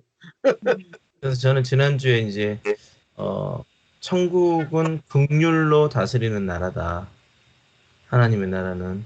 그래서 그 마태복음 9장 36절에도 보면 예수님의 사역하시기 전에 불쌍히 여기셨던 그거를 포커스로 해서 이제 말씀을 나눴는데 저희 교회 안에 이제 조금 이렇게 간증을 하자면 아마 도움이 되실 것 같아서 서로에게 전에 약국에서 일했던 청년의 그 이야기 한번 하셨잖아요.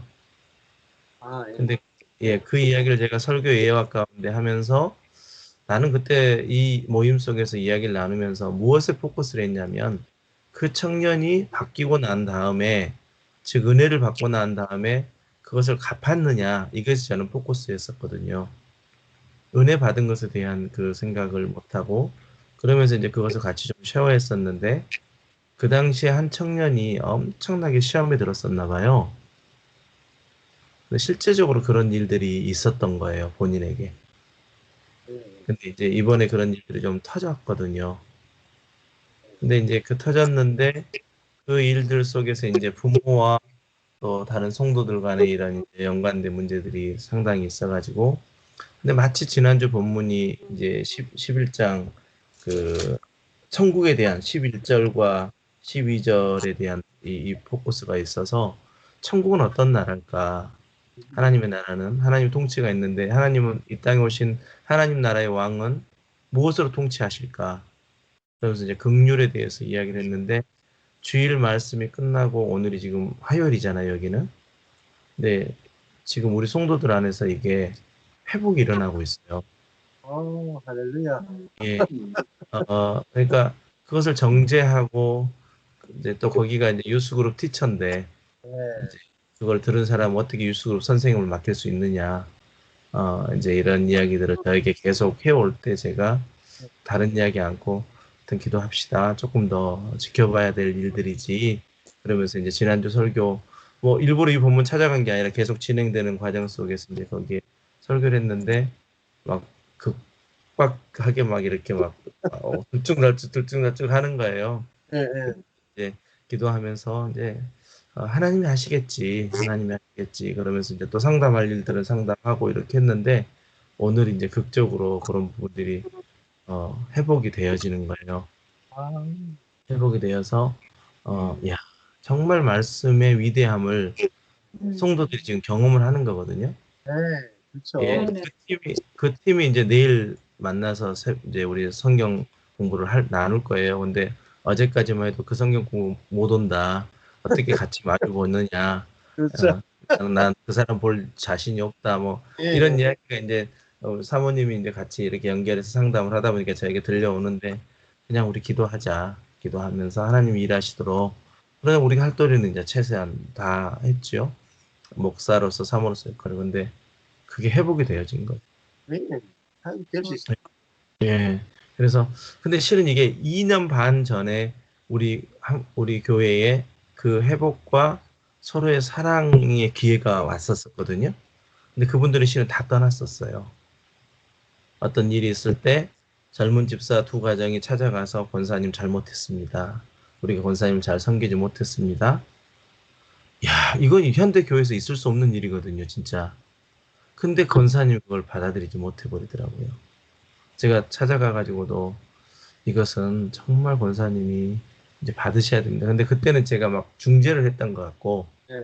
이번에는 제가 말씀 선포하고 그 말씀 속에서 성도들이 살아내보려고 발버둥 치고 있는 몸부림치고 있는 이 과정 속에서 하나님의 일하심을 경험하게 된 것 같아요. 그래서 2년 반 전에도 한 번에 하나님 우리에게 테스트가 있었거든요. 서로 사랑하라. 이 테스트가 있었는데 이번에도 딱 이 일이 벌어지면서 야 우리 교회에 복을 주실 기회구나. 우리에게 지금까지 말씀으로 이렇게 훈련해 왔는 이제 말씀을 통해서 은혜를 받아 왔는데 은혜를 흘려왔는데 이 일이 어떻게 풀릴까? 네. 굉장히 저에게는 기대가 되더라고요. 하나님은 어떻게 이 일을 해 가실까? 두 번째 오는 기회인데 그것도 하나님의 때라면 이게 이루어질 거고 하나님의 때가 아니라면 그래서 이제 저는 요즘은 어떤 교회 일이 있어도요 막 불안함은 없더라고요 이제 벌써 불안함보다는 하나님이 하시서 하나님의 때라면 그게 하나님이 또 이끌어 가실 어떤 방향으로 열어주실 거고 아니라면 이걸 훌쩍 지금 넘어가는 거예요. 그래서 주일 말씀의 위력이 참 엄청나다라는 것을 지금 느껴요. 네. 네. 그러니까 목사가 해야 되는 가장 중요한 일은 내 자신이 말씀을 먹어야 돼. 네. 그 말씀이 말씀 자체가 지식이 아니고 내 존재가 돼야 돼. 네. 그러려면 하나님의 은혜에 대해서 또 율법과 복음의 관계에 대해서 깊이 깨달아져. 네. 그리고 그거를 이제 목사님 긍휼의 나라에 대해서 이야기를 이제 계속 포커스를 맞춰서 앞으로 할 거라고 그죠. 마태복음 하면. 네. 그게 사실은 우리 속에 귀신이 쫓겨나가는 거예요. 네. 그 청년이 진짜 제 앞에 와서 이야기를 하는 거예요. 목사님 이렇게 했습니다. 이렇게. 그 상황과 똑같잖아요. 근데 그때 그 청년이 너무나 시험에 들었었대요. 그 이야기를 듣고, 지 엄마가 이야기를 해서 목사님이 이야기하신 거다. 근데 전혀 저는 몰랐고. 근데 그 청년이 왔는데요. 제가 괜찮아. 그래서 성령이 필요한 거야. 그 이야기를 제가 하고 있는 거예요. 청년 앞에. 그렇게 저도, 들은 게 무섭다니까. 예, 저도 오직 이게 예. 바르고 그르고에 얼마나 명확한 사람인데 예. 그 일을 딱 목요일 날 지난주 목요일 날 저는 듣고 제 몸이 아프더라고요. 몸이 아파버리더라고요. 그러고 이제 금요일 날 밤이 됐는데 청년이 이제 밤에 이제 유스그룹 모임 끝나고 들어와서 이야기를 하는 거예요. 목사님 이렇게 해서 제가 은혜를 받았는데도 불구하고 내 속에서는 이렇게 행동이 잘못 가고 있는 것을 발견했습니다. 제 잘못입니다. 그러게 와서 이야기하는데요. 내가 어떻게 반응할까 싶었는데 그 반응을 하고 그래도 나는 너를 사랑한다. 하나님 더더군다나 너의 어떤 모습까지도 사랑하신다. 그렇게 계속 이야기하는데 되게 어색한 거예요. 이게 그동안 습관이 아니기 때문에 하다 보니까 그래서 뭔가를 꼭 가르치려고 자꾸 하려고 하는 내 모습 속에서도 그래 지금은 모든 것이 다 이게 제가 그랬어요. 저의 옛날 모습을 돌아봤거든요. 그 나이 때 26, 7살 때 물론 저는 결혼을 27이 했지만 그때도 수없는 실수 구덩이 속에 있었던 내 모습을 본 거예요. 아무리 내가 뭐라고 해도 잊혀지는 게 아니다. 저희 아버지가 저를 그렇게 혼내고 또 이렇게 했어도 그것이 고쳐진 게 아니라 결국은 나를 사랑이라는 것으로 늘 감싸준 아내 또 사랑으로 내밀어줬던 그 일들 속에서 하나님이 고치셨던 경험을 기억나게 하신 거예요. 그래서 예전에는 그 다음에 어떻게 했대가 아니라 이제 그에게 은혜가 흘러가기를 원하는 은혜를 경험하기를 원하는 거기에 포커스가 되어 있는 내 모습을 보게 된 거예요. 그래서 정말 지금 저희 교회가 말씀으로 액티브하게 움직이고 있거든요. 말씀이 선포되면 거기에 따른 막 일들이 그래서 제가 지난주 설교를 준비하면서는요. 야 이거 대놓고 이렇게 긍휼을 설교해도 되나? 지금 상황이 이런 상황이 벌어졌는데 근데 본문을 제가 찾아간 게 아니었잖아요. 그래서 이거 설교를 하는데요. 성도들 모두에게 이 청년에게 긍휼을 베풀어야 된다라는 설교인 거예요. 대놓고 그러는 거예요. 이거 좀 너무 아는 사람들은 이제 다는 아는 건 아니지만 아는 사람 입장에서는 목사님이 너무 그런다라고 생각할 수도 있겠다. 근데 그냥 정말 하나님의 긍휼을 가진 자 이렇게 이제 찬양을 설교하고 또 팔복 그 심령이 가난한 자는 이 찬양 같이 이렇게 나누면서 엄청난 회복이 일어나는 거예요. 네. 그래서 내일 성경 공부가 좀 기대되기도 하고요. 네. 이제 아까 전에 이제 성령이 어떻게 역사하냐. 자, 말씀을 통해 역사하냐. 네. 그리스도에 대한 말씀. 그리스도에 대한 말씀을 해석하고 들려줄 때 성령이 많은 그러니까 우리가 성령이 옷이 없어서 기도하는 게 아니고 정말 하나님의 마음이 담겨 있는 그 나라와 그 그리스도를 전할 때 그때 성령이 그냥 같이 역사. 왜냐하면 하나님, 예수님, 성령이 하나잖아요. 연합돼 있어요. 네. 그리스도를 전하면 즉시 성령이 같이 얘기하십니다. 아멘. 그러니까 성령이 역사하는 비결은 말씀이에요. 성령을 단독으로 구하는 게 아니라 말씀을 풀면은 그게 성령의 역사. 아멘. 여기가 신이 있으면은 따로 성령을 안 구해요. 말씀을 깊이 깨달으면 거기 성령이 역사. 말씀 전하면 거기 성령. 네, 그러면은 사단이 틈탈 수가 없어요. 왜 강한 자를 우리가 결박해야 되잖아요. 네. 강한 자를 어떻게 결박하냐. 강한 자를 우리 속에 있는 그 강한 자가 결박되려면은 나는 아무것도 아닙니다 하면 결박돼 버려요. 손발을 다 잘라버려. 그렇잖아요. 사단은 우리의 힘과 우리의 능력과 우리의 지혜를 써도록 만드는데 하나님께는 아무것도 아닙니다. 하나님의 은혜와 긍휼이 아니거든. 응? 그러니까 아무것도 아닙니다 하면은 내 안에 있는 사단이 죄가 힘을 쓸 수가 없는 거예요. 결박. 아멘. 그래서 우리가 뭐냐면 나는 예수 그리스도가 나의 생명이에요. 성령이 나의 전부입니다. 하면은 성령이 나를 지배해서 내가 하나님 나라로 만들어 가시죠. 아멘. 교회에서 만들어 가시죠. 그 말씀을 전하면 그 말씀에 의해서 성령이 운행하시고 그 교회가 만들어져요. 아멘. 그래서 정말 그 하나님의 은혜로 우리가 되어진다. 이렇게. 그래서 결박한 후에야 그 집을 넉탈한다. 사단을 이기는 거예요. 좀 전에 예를 들어서 그 교회 이제 아까 전에 뭐 우리가 훔친 사람이 있잖아요. 그게 사단의 세간이잖아요. 네. 사단의 세간 그렇게 나오는 거죠. 그러니까 이게 도둑질이 사단의 일인데 사단의 일이잖아요.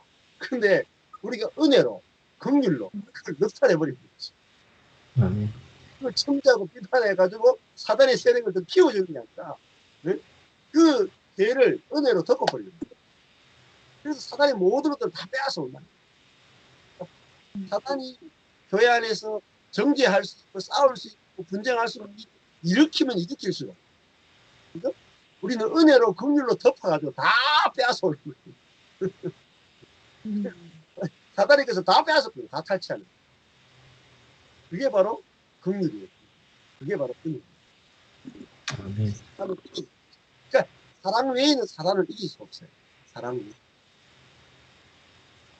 그래서 그럴 때 정말 그 한 교회가 그 속에서 아까 전에 에덴 동산에서 흘러가는 그 생명수 강, 그 생명수 강이 바로 긍휼의 강이 아닐까. 아멘. 이게 생명의 강이야. 교회에 그 강이 흘러야 하고 그 강이 흘러야지 거기서 금도 나오고 널리움도 나오고 호마노도 나온다니까.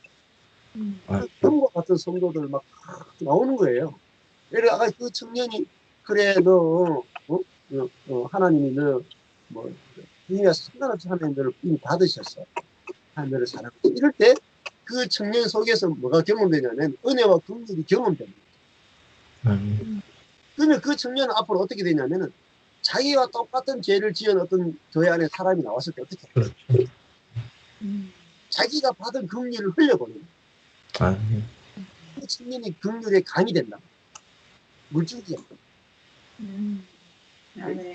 너무너무 중요한 이거를 위해서 사실 우리를 부르셨거든요.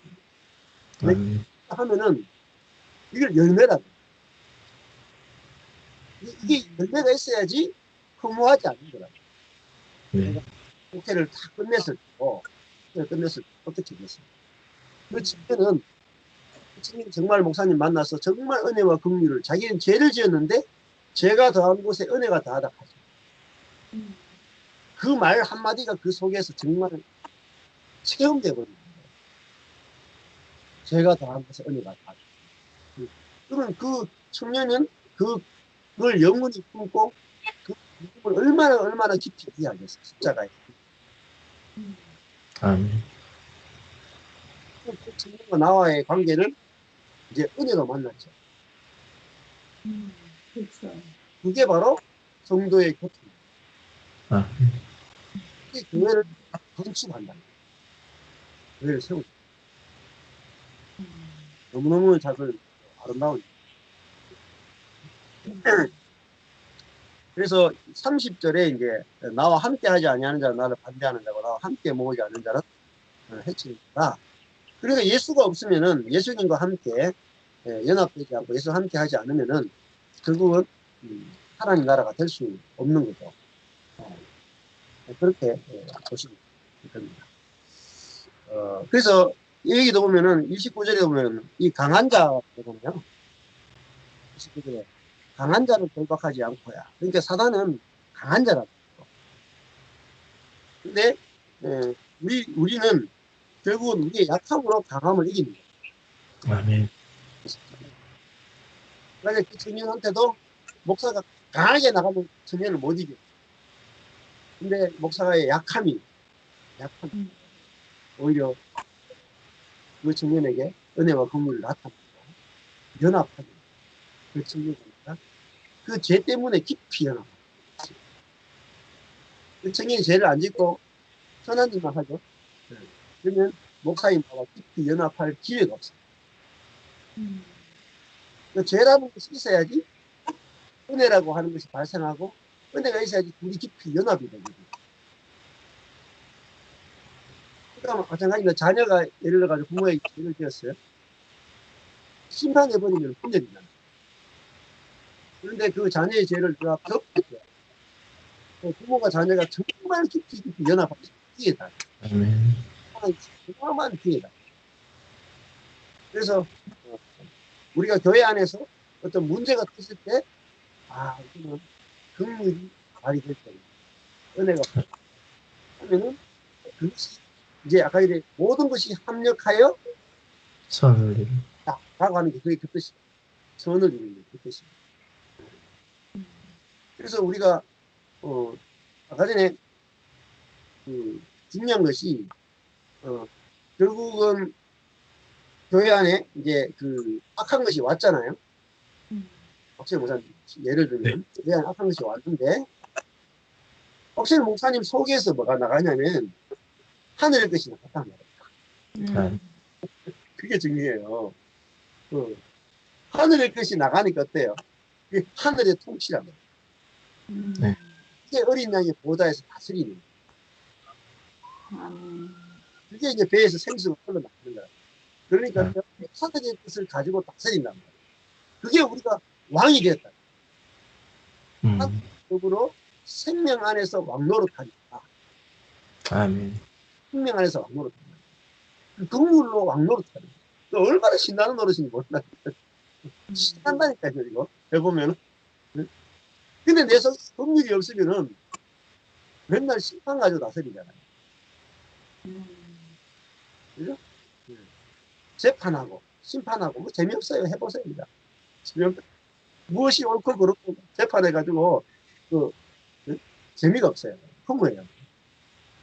그러니까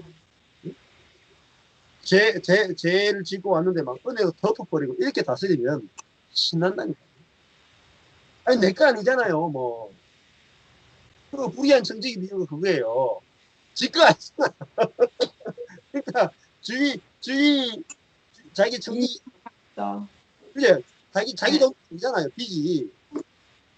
부인한테 빌려간 돈인데 자기가 살려고 어떻게 돼요? 반씩 탕감해줘버리잖아요. 반씩 탕감해주니까, 탕감받은 사람들이 너무너무 좋아하는 거죠. 누구를 좋아해요? 청직이.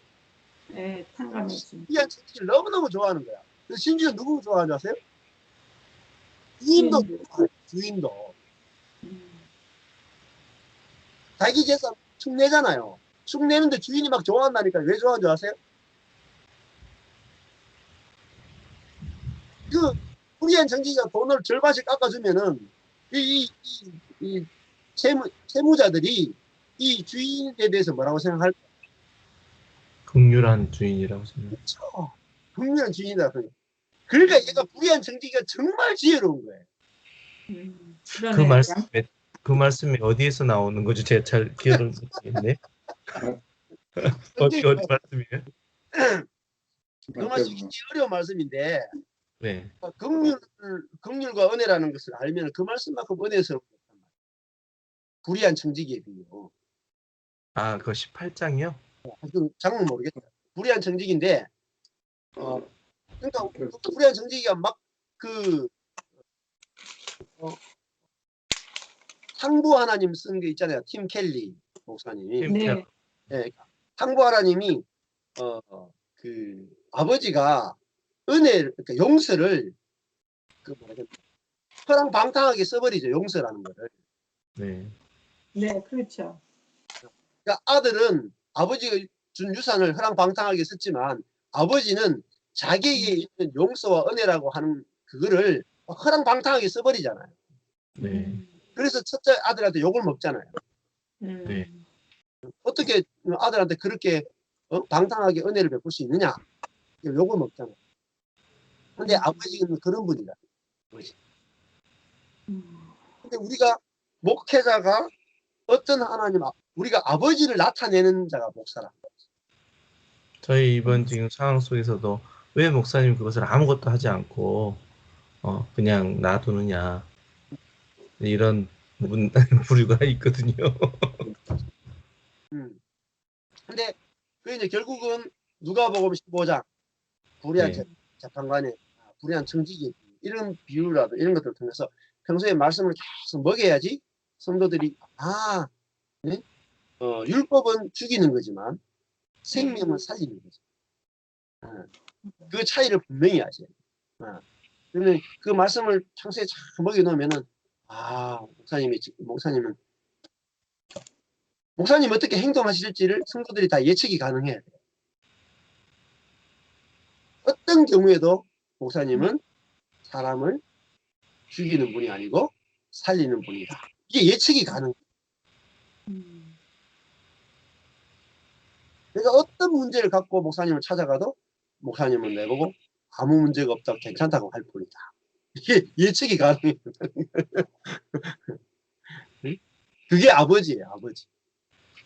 제가 제일 힘든 게 지금 이제 제 목회 과정에서 좀 어려운 부분이 성도들과 부교육자 관계. 그러니까 성도들에게는 그게 제 잣대가 이제 성경의 긍휼의 잣대로 많이 돌아갔거든요. 근데 이게 부교육자들에게는 그게 안 돼요. 그래서 정말 괴로워요. 그래서 이제 그렇게 되는 이제 이유 중에 하나는 중간에 뭐가 끼어 있냐면 일이라고 하는 게 끼어 있어요. 근데 그거를 어떻게 제거할 수가 없는 관계잖아요. 그래서 제가 참 요즘 정말 실은 누구도 모르는 고민일 텐데 제 속에 왜 부교육자들에게는 똑같이 부교육자뿐만 아니라 그 전에 그냥 하나님의 백성인데 하나님의 사람인데 나 역시도 목사이기 전에 하나님의 사람인데 왜 직분이라고 하는 그 목회자라고 하는 이 직분에 왜 내가 뭔가를 이 잣대를 대고 있는가? 그게 지금 저에게는 엄청난 고민이거든요. 근데 우리가 목사라고 하는 그 직분 자체가 하나님을 위해서 일하는 사람 네.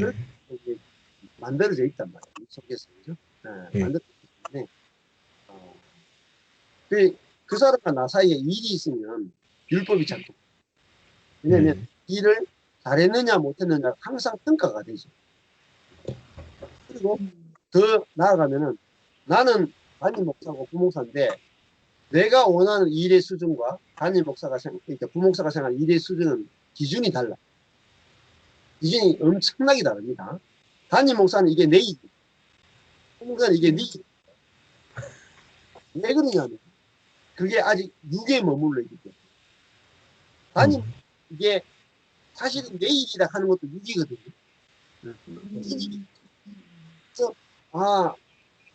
그래서 이제 두 목사와 부목사가 만날 때 일이라고 하는 거를 빼고 만나야 돼, 사실. 일을 빼고 같이 말씀을 나눈다거나, 말씀을 교통한다거나. 그래서 이제 이 관계 안에 정말 이런 사실은 밖에서 부교육자를 불러와서 내가 쓰는 것이 그렇게 좋은 건 아니야. 왜냐면 내가 전하는 말씀하고 지금 다르거든요. 네. 다르기 때문에 충돌한다. 그분이 전하는 메시지하고 내 메시지가 또 다르기 때문에 그래서 장기적으로 보시면은 내가 말씀을 이렇게 하면서 그 교회 안에 있는 성도들이 아예 그 사역자 교회 안에서 평신도 사역자로 살아가는지 이런 것들이 낫지 아니면 아예 내가 부교육자하고 일 중심으로 만나는 게 아니라 말씀 중심으로 만나 이렇게 하셔야 되지 내가 부교육자를 불러가지고 이렇게 한다는 것이 쉽지는 않습니다. 현재까지는 그거 정말 어려운 것 같아요. 쉽지는 성도들과의 훈련보다 더 어려운 그 과정을 지금 겪고 있어요. 않습니다. 당연합니다. 근데 마음에 불편해요. 그렇죠. 불편해요. 왜 그 긍휼을 같이 적용하지 못할까? 근데 그 질문을 목사님이 가지고 있는 것이 사실은 굉장히 정직한 거고 그런 고민을 가지고 또 계속 말씀을 들으셨고 내가 그거를 억지로 또 나를 막 고쳐내려고 할 필요는 없어요. 억지로 긍휼을 품어야지 그것도 내 노력이잖아요. 네. 나에게 되고 내 안에 성령에서 흘러나오고 그 가시가 있을수록 오히려 내가 그 가시가 있기 때문에 하나님 저를 긍휼히 여길 제가 될 수도 있어요. 그 가시 그러니까 지금 한 분은 3년 반을 같이 오신 분이 있어요. 근데 그분은 이제 주중에 일을 하시면서 정말 너무너무 큰 도움이 되시는 분이죠. 그러니까 그분에 대해서는 뭐 이런저런 일이 있어도 그냥 너무너무 큰 도움인데 이런 동역자가 어디가 있겠나. 근데 정상적으로 어떤 물론 하고도 이제 3년 반 동안 참 우여곡절이 많이 있었지만 다른 분들 세대가 달라서 그럴지 모르겠어요. 이분하고는 한 6살 차이밖에 안 나고 보통 지금 이제 부교육자로 함께 하려고 했던 분들이 뭐 보통 12년 이상 차이가 난 분들이었거든요. 그러다 보니까 그 세대인지 어쩐지 모르겠지만 이 말씀을 이렇게 은혜를 받아가면서 내 안에 은혜가 흘러가는데도 적용이 잘 안 되는 이걸 보면서 되게 많이 불편하고 힘들고 또 성도들의 모습 속에서도 결코 좋지 않은 모습을 지금 보여주고 있는 거니까 그게 참 어려운 거예요. 근데 이제 일단은 그 사람을 고치기보다는 사실은 내가 이제 일단 교회도 이제 사역 중심으로 아니고 말씀 중심으로 말씀이 실제화되는 것이 중심이 되면 좀 일이 좀 안 되더라도 괜찮거든요. 근데 결국은 나와 그 예를 들면은 말 잘 듣고 성실한 부교육자하고 순종적이지 않은 이제 부교육자가 있을 때 사실은 긍휼은 말 잘 듣는 사람한테는 필요가 없죠. 그렇죠. 말 듣지 않는 사람에게 필요한 게 긍휼이죠. 그래서 오히려 진짜 복음을 내가 알게 되면 어느 사람이 더 가능성이 있냐면 말 안 듣는 사람이 더 가능성이 있을 수 있어요. 왜냐하면 이 사람의 긍휼을 더 깊이 경험할 수 있어요. 그래서 내가 복음을 내가 이 문제가 해결되려면 내 안에 복음이 더 깊이 깨달아지고 그때 내 자신을 또 기다려줘야 돼요. 기다려주면서 가을도 가시가 있었잖아요. 가시가 있었던 것처럼 그 가시를 통해서 내가 이 긍휼에 대해서 깊이 긍휼이 내 안에서 발생하려면 이것도 억지로 발생시키는 게 아니라 말씀을 들음으로 내 안에 긍휼이 발생하는 거예요. 그러면 쉬워져요. 긍휼이. 뭐 억지로 긍휼이 여겨야지 이러면 힘들다고. 그래서 나도 말씀을 들어요. 저도 말씀을 준비하면서 말씀을 듣잖아요. 제가 말씀을 준비하고 말씀을 듣는 거예요. 저도 말씀에게 설복되는 거죠. 설복이란 말이 설득되어야지 복종이 된다. 말씀에 의해서 내가 설득이 돼야지 그절로 복종이 된다. 그래서 개인적으로 저도 말씀을 이렇게 보고 또 말씀을 이렇게 또 이것저것 듣기도 하고 하거든요. 그래서 저도 그러면은 나중에 쉬워집니다. 내가 억지로 막 절단 안 해도 저절로 되니까요. 그렇게 하시면 좋을 것 같아요. 그런 고민을 갖고 있다는 게 사실 뭐 좋은 겁니다. 안 하고 막 뭐 두 분은 오늘 들으시면서 계속 듣기만 하셔가지고 한 말씀 하시죠. 박 목사님 이야기 들으면서 좀 나누고 싶은데. 네. 저는 오늘 그 말씀을 들으면서 교회가 하나님의 말씀과 하나님의 생명을 나누어 주는 곳이어야 되는데 저를 부끄럽게 생각하면서 나는 교회가 아닌 교회를 하고 있구나 하는 어떤 부끄러움을 좀 느꼈어요. 정말 저뿐만이 아니라 많은 오늘날의 교회도 교회가 아니구나 그런 그 도전과 많은 깨달음을 주셔서 감사하고요.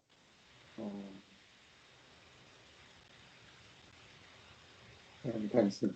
나는요, 목사님, 이 우리가 이게 풀타임 다니고 파타임으로 있어요. 근데 이 말씀을 듣기 전까지는 제가 이렇게 교회 활동하고 무슨 행사하고 그런 거가 당연히 시즌에 하는 거로 생각했어요. 그래서 우리 목사님이 파타임으로 이 교회에 왔다 해도 관계없이 풀타임으로 하시던 때처럼 이렇게 하시는 그런 마음이 그거는 참 좋은 거다 이렇게 생각했거든요.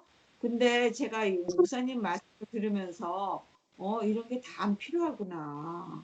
왜 내가 필요하지 않은 거를 이렇게 끌고 걸고 해야 되고 했었나 이런 생각을 좀 많이 하면서 우리 목사님 보고 여기서 꼭 뭐 이런 거 다 해야 되는 거 아니니까 그냥 차근히 우리 말씀만 전해주시면 안 되냐고 우리 목사님한테 지금 자꾸 얘기하는 거예요. 네. 근데 사실 있죠. 성도들이 성장하는 거는 말씀이 그 안에 들어갈 때만 성장하지 활동은 지나가잖아요. 해만 가는 거야. 정말. 그래서 저희는 우리 이런 시간이 우리 교회 안에서는 지금 박 목사님은 실제로 사용하시면서 성도들이 거쳐가잖아요. 성도들 세계 이 사건들이 일어나잖아요. 근데 그게 너무 행복인 것 같아요. 왜냐면 말씀이 살아서 움직이고 있는 거잖아요. 사건이. 그렇죠. 예. 네, 근데 활동을 하고 시즌에 있는 행사들을 하게 되면은 잘했다. 이거 끝이야. 남는 게 없어요. 그래서 저희가 이제 이 말씀을 들으면서 어떻게 교회 안에 조금씩 버릴 거는 버리고 말씀 쪽으로 가나 그게 지금 숙제입니다. 그리고 또 한 가지는 우리 박 목사님이 그 부목사하고의 관계 얘기를 아주 솔직하게 잘 말씀해 주셨는데 이제 저희 교회라고 하는 입장으로 생각을 해보면 목회자와 부목사와의 관계를 해결해야 하는 그 목회협조위원회라고 하는 것이 교회 안에 구성이 되어 있어요. 그러니까 그런 어떤 pastoral and parish relations, 목회자와 교인, 목회자와 부목사와의 관계에 직접 목회자가 터치를 안 하고 그 목회협조위원회에서 그분들이 오히려 중재 역할을 해주고 그분들이 부목사에게 교회가 원하고 또 하나님이 어떻게 원하는 어떤 중재 역할을 목회자 대신에 해주는데 물론 박 목사님의 경우에는 다르지만 제가 그 입장이라면 저는 그 박 목사님이 하시는 그 아픈 그 불편한 관계 이런 게 상당히 이해가 되고 또 그것을 해야 하는 것이 교회를 위해서도 그렇고 하나님께서 원하시는 거기 때문에 어떤 면에서는 청지기에 신실한 하나님께서 우리에게 주신 교회를 이끌어가야 되는 아주 거룩한 고민이고 그렇게 하셔야 되는 것 같은데 아쉬움이 있다면 어느 분이 중재를 아니면 지금 전 목사님이 해주신 어떤 그런 역할이 좀 누가 있으면 훨씬 더 박 목사님의 그러한 불편함을 아픔을 기도 제목을 이렇게 나눠주고 덜어줄 수 있지 않을까 하는 그런 아쉬움이 있어요. 아니 근데 그거는요. 제가 생각할 때는 시스템이에요. 그렇지. 당신이 얘기한 거. 네. 근데 박 목사님이 하시는 고민은요. 너무 아름다운 거예요. 그 고민이 있어야지 뭐가 나와요. 맞아요. 네. 그래서 같은 얘기하는 건데. 그런 시스템이 있어도 좋긴 뭐 괜찮죠.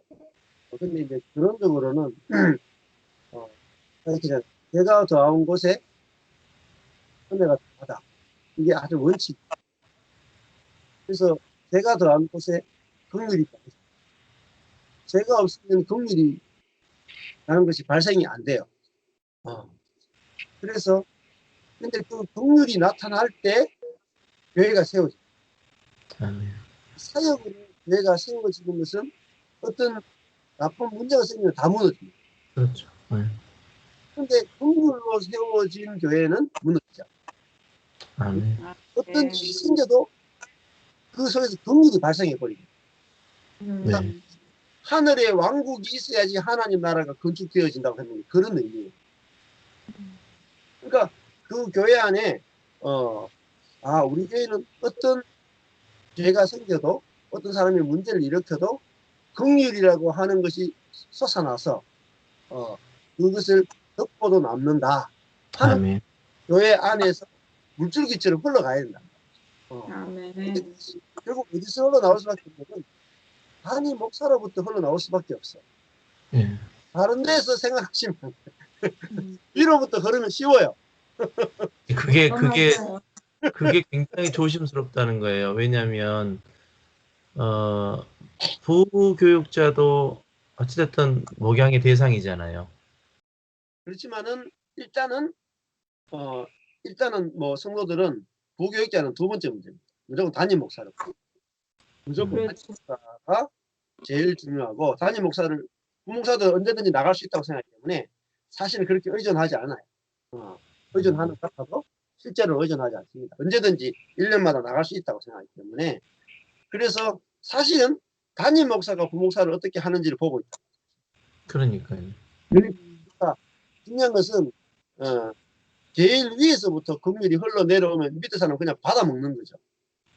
근데 위에서는 긍휼을 안 흘려보내면서 밑에서 긍휼이 흐르라고 설교해버리면은 이게 이제 안 맞는 거죠.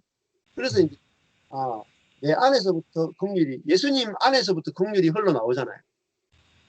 그래서 우리가 긍휼을 받아먹죠. 그분이 십자가에서 흘리신 살과 피가 다 긍휼이라고.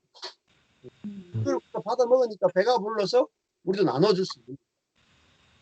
항상 위로부터 먼저 와야 되거든요. 그래서 내가 이제 그 긍휼을 받아먹는 게 중요하고 그래서 최종적인 것은 사람입니다. 오늘도 귀신의 집이 어디냐면 사람이죠. 네. 그러면 성령의 전도 뒤에 가면 성령을 회방하느냐 안 하느냐 이 문제 결국 연결되는데 성령의 전도 사람이죠. 그러니까 사람이 어마어마하게 중요합니다. 우리가 귀신의 집이 되느냐 성령의 집이 되느냐에 따라서 하나님이 나타나느냐 사단이 나타나느냐 결정된다. 내 한 사람이 성령의 전이구나 이렇게 생각을 해서 긍휼의 성령이 흘러나오는 그것만 되면 나머지 모든 문제가 다 없어집니다. 그게 그 성도 한 사람 한 사람이 목사님과의 관계 속에서 간증들이 생길수록 좋아요. 네. 나는 목사님과의 관계가 이랬는데 나는 이런 긍휼을 맛봤다. 어떤 사건을 통해서 그런 사건들이 모이면 어마어마한 그 교회 안에 전설이 됩니다. 네. 그러면 그것이 교회를 어마어마하게 하나님 나라라고 하는 구체적인 형태로 나타나게 됩니다. 그래서 이렇게 할 때 우리가 이제 좋은 열매를 맛보게 될 것이고 사단을 이기고 무너지지 않는 사단의 문을 부수는 교회로 세워져 있습니다. 아멘. 네. 감사합니다. 하여튼 정 목사님이랑 사모님이랑 또 많이 위로해 주시고 그래서 감사합니다. 격려가 됩니다. 네. 너무 귀하세요. 그렇죠. 카메라가 좀 돌았네요. 이렇게 옆으로. 네, 네, 제가 네. 있잖아요. 끊어져가지고 지금 이건 폰이에요. 아, 그렇구나. 아, 예, 예. 네. 그러면은 원래 오늘 11시까지 하기로 했잖아요. 12시까지, 11시까지인가요? 우리가 9시에 했으니까 2시간 반 했는 거 맞아요? 맞아요. 예, 7시에서 9시에 예, 끝나기로 돼 있었는데 예, 예, 많이 했네요. 2시간 반 하셨죠. 예. 그러면 오늘부터 진도는 더 안 나가도 되겠죠? 예, 네. 네. 예, 진도 안 나가고 오늘 30절까지 이제 좀 반복하고 그렇게 네. 해서 그 뒤에 나오는 것들은 아마 다음번에 성령을 해방하는 것도 지난번에 좀 하긴 했죠. 예, 그 성령을 해방하는 거. 성령을 해방하는 것이 이제 그 성령을 우리가 거절하고 내 힘으로 살아가는 것을 말하잖아요. 예, 예, 그렇게 쭉 뒤에 나가고 나중에 이제 저번에 말씀드린 것처럼 세례 요한보다 크니 성전보다 크니 연하보다 크니 솔로몬보다 크니 이렇게 시리즈로 쭉 연결되는 것들을 다음번에 한번 좀 더 살펴봅니다. 그리고 전 목사님 다음 주일 화요일은 예. 미국에서 크리스마스거든요. 다음 주가요? 다음 주. 다음 주. 예. 다음 주. 그래서 미리 그렇죠. 말씀을 드리는 거예요. 그래서 네. 크리스마스면 그날은 좀 저희가 하기가 어려울 것 같아서 그렇죠. 그때는 뭐 언제로 그러면은 27일 그 다음 날로 할까요? 그 다음 날 되는가요? 27일 날. 그러니까 박 목사님이 어떤지 모르겠어요. 26일 날 가능한가요? 아니 그러니까 저 여기서는 목요일 날 아침에 하면 될까요? 목요일 날 26일 날이면 수요일 수요일 저녁 예배, 예, 수요일 예배가 있습니다. 그러면 그때는 한 주 쉬죠 뭐 안 되면. 목요일은 안 된다고 그랬어요. 대단히. 저희가 27일부터는 또 유스그룹 겨울 리트릿이 있어요. 네. 제가 같이 따라가야 돼서요. 그러면 그때 한 주 쉽시다. 네네, 그게 네. 좋겠네요. 네. 네. 네. 네. 근데 그 다음날 화요일은 또 1일이네. 아니다. 그쪽에는 1일이네요. 그래요? 괜찮은가요? 그건 또안 1일 날 우리 아니 왜? 안 되나요? 괜찮아요. 우리는 괜찮지만 모르지. 목사님 1월 1일 괜찮아요? 예, 1월 1일 저녁 괜찮습니다. 여기는 네, 괜찮아요. 2일이니까 괜찮아요. 예, 저도 괜찮습니다. 네. 그러면 그 한 주 빼먹고 그렇게 다음 네. 주 네, 네. 그렇게 하면 네. 네, 네. 그렇게 하면 되겠네요. 예. 저도 뭐 이게 마태복음 같이 하니까 하여튼 뭐 질문도 많고 또 저도 이렇게 공부할 것도 많고 해서 좋습니다. 예. 그래서 더 정말 꼼꼼하게 깊이 다시 말씀을 나눌 수 있어서 좋습니다. 네. 감사합니다. 예. 하여튼 기도하고 어머니 마치죠 그러면. 예. 네. 하나님 아버지 감사합니다. 오늘도 귀한 간증들을 함께 나누게 하시면 감사합니다. 이 말씀이 얼마나 귀하고 말씀이 아니고는 우리 자신이 새로운 피조물로 창조될 수 없음을 우리가 보게 됐습니다. 우리가 이 십자가의 말씀, 은혜의 말씀을 통해서 날마다 새롭게 우리를 창조해 주시고 또 우리가 창조된 만큼 또 교회의 많은 성도들에게 이 말씀을 또 말로 또 우리의 존재로 전할 수 있도록 은혜 베풀어 주시옵소서. 아멘. 있습니다. 아멘. 목사님, 예.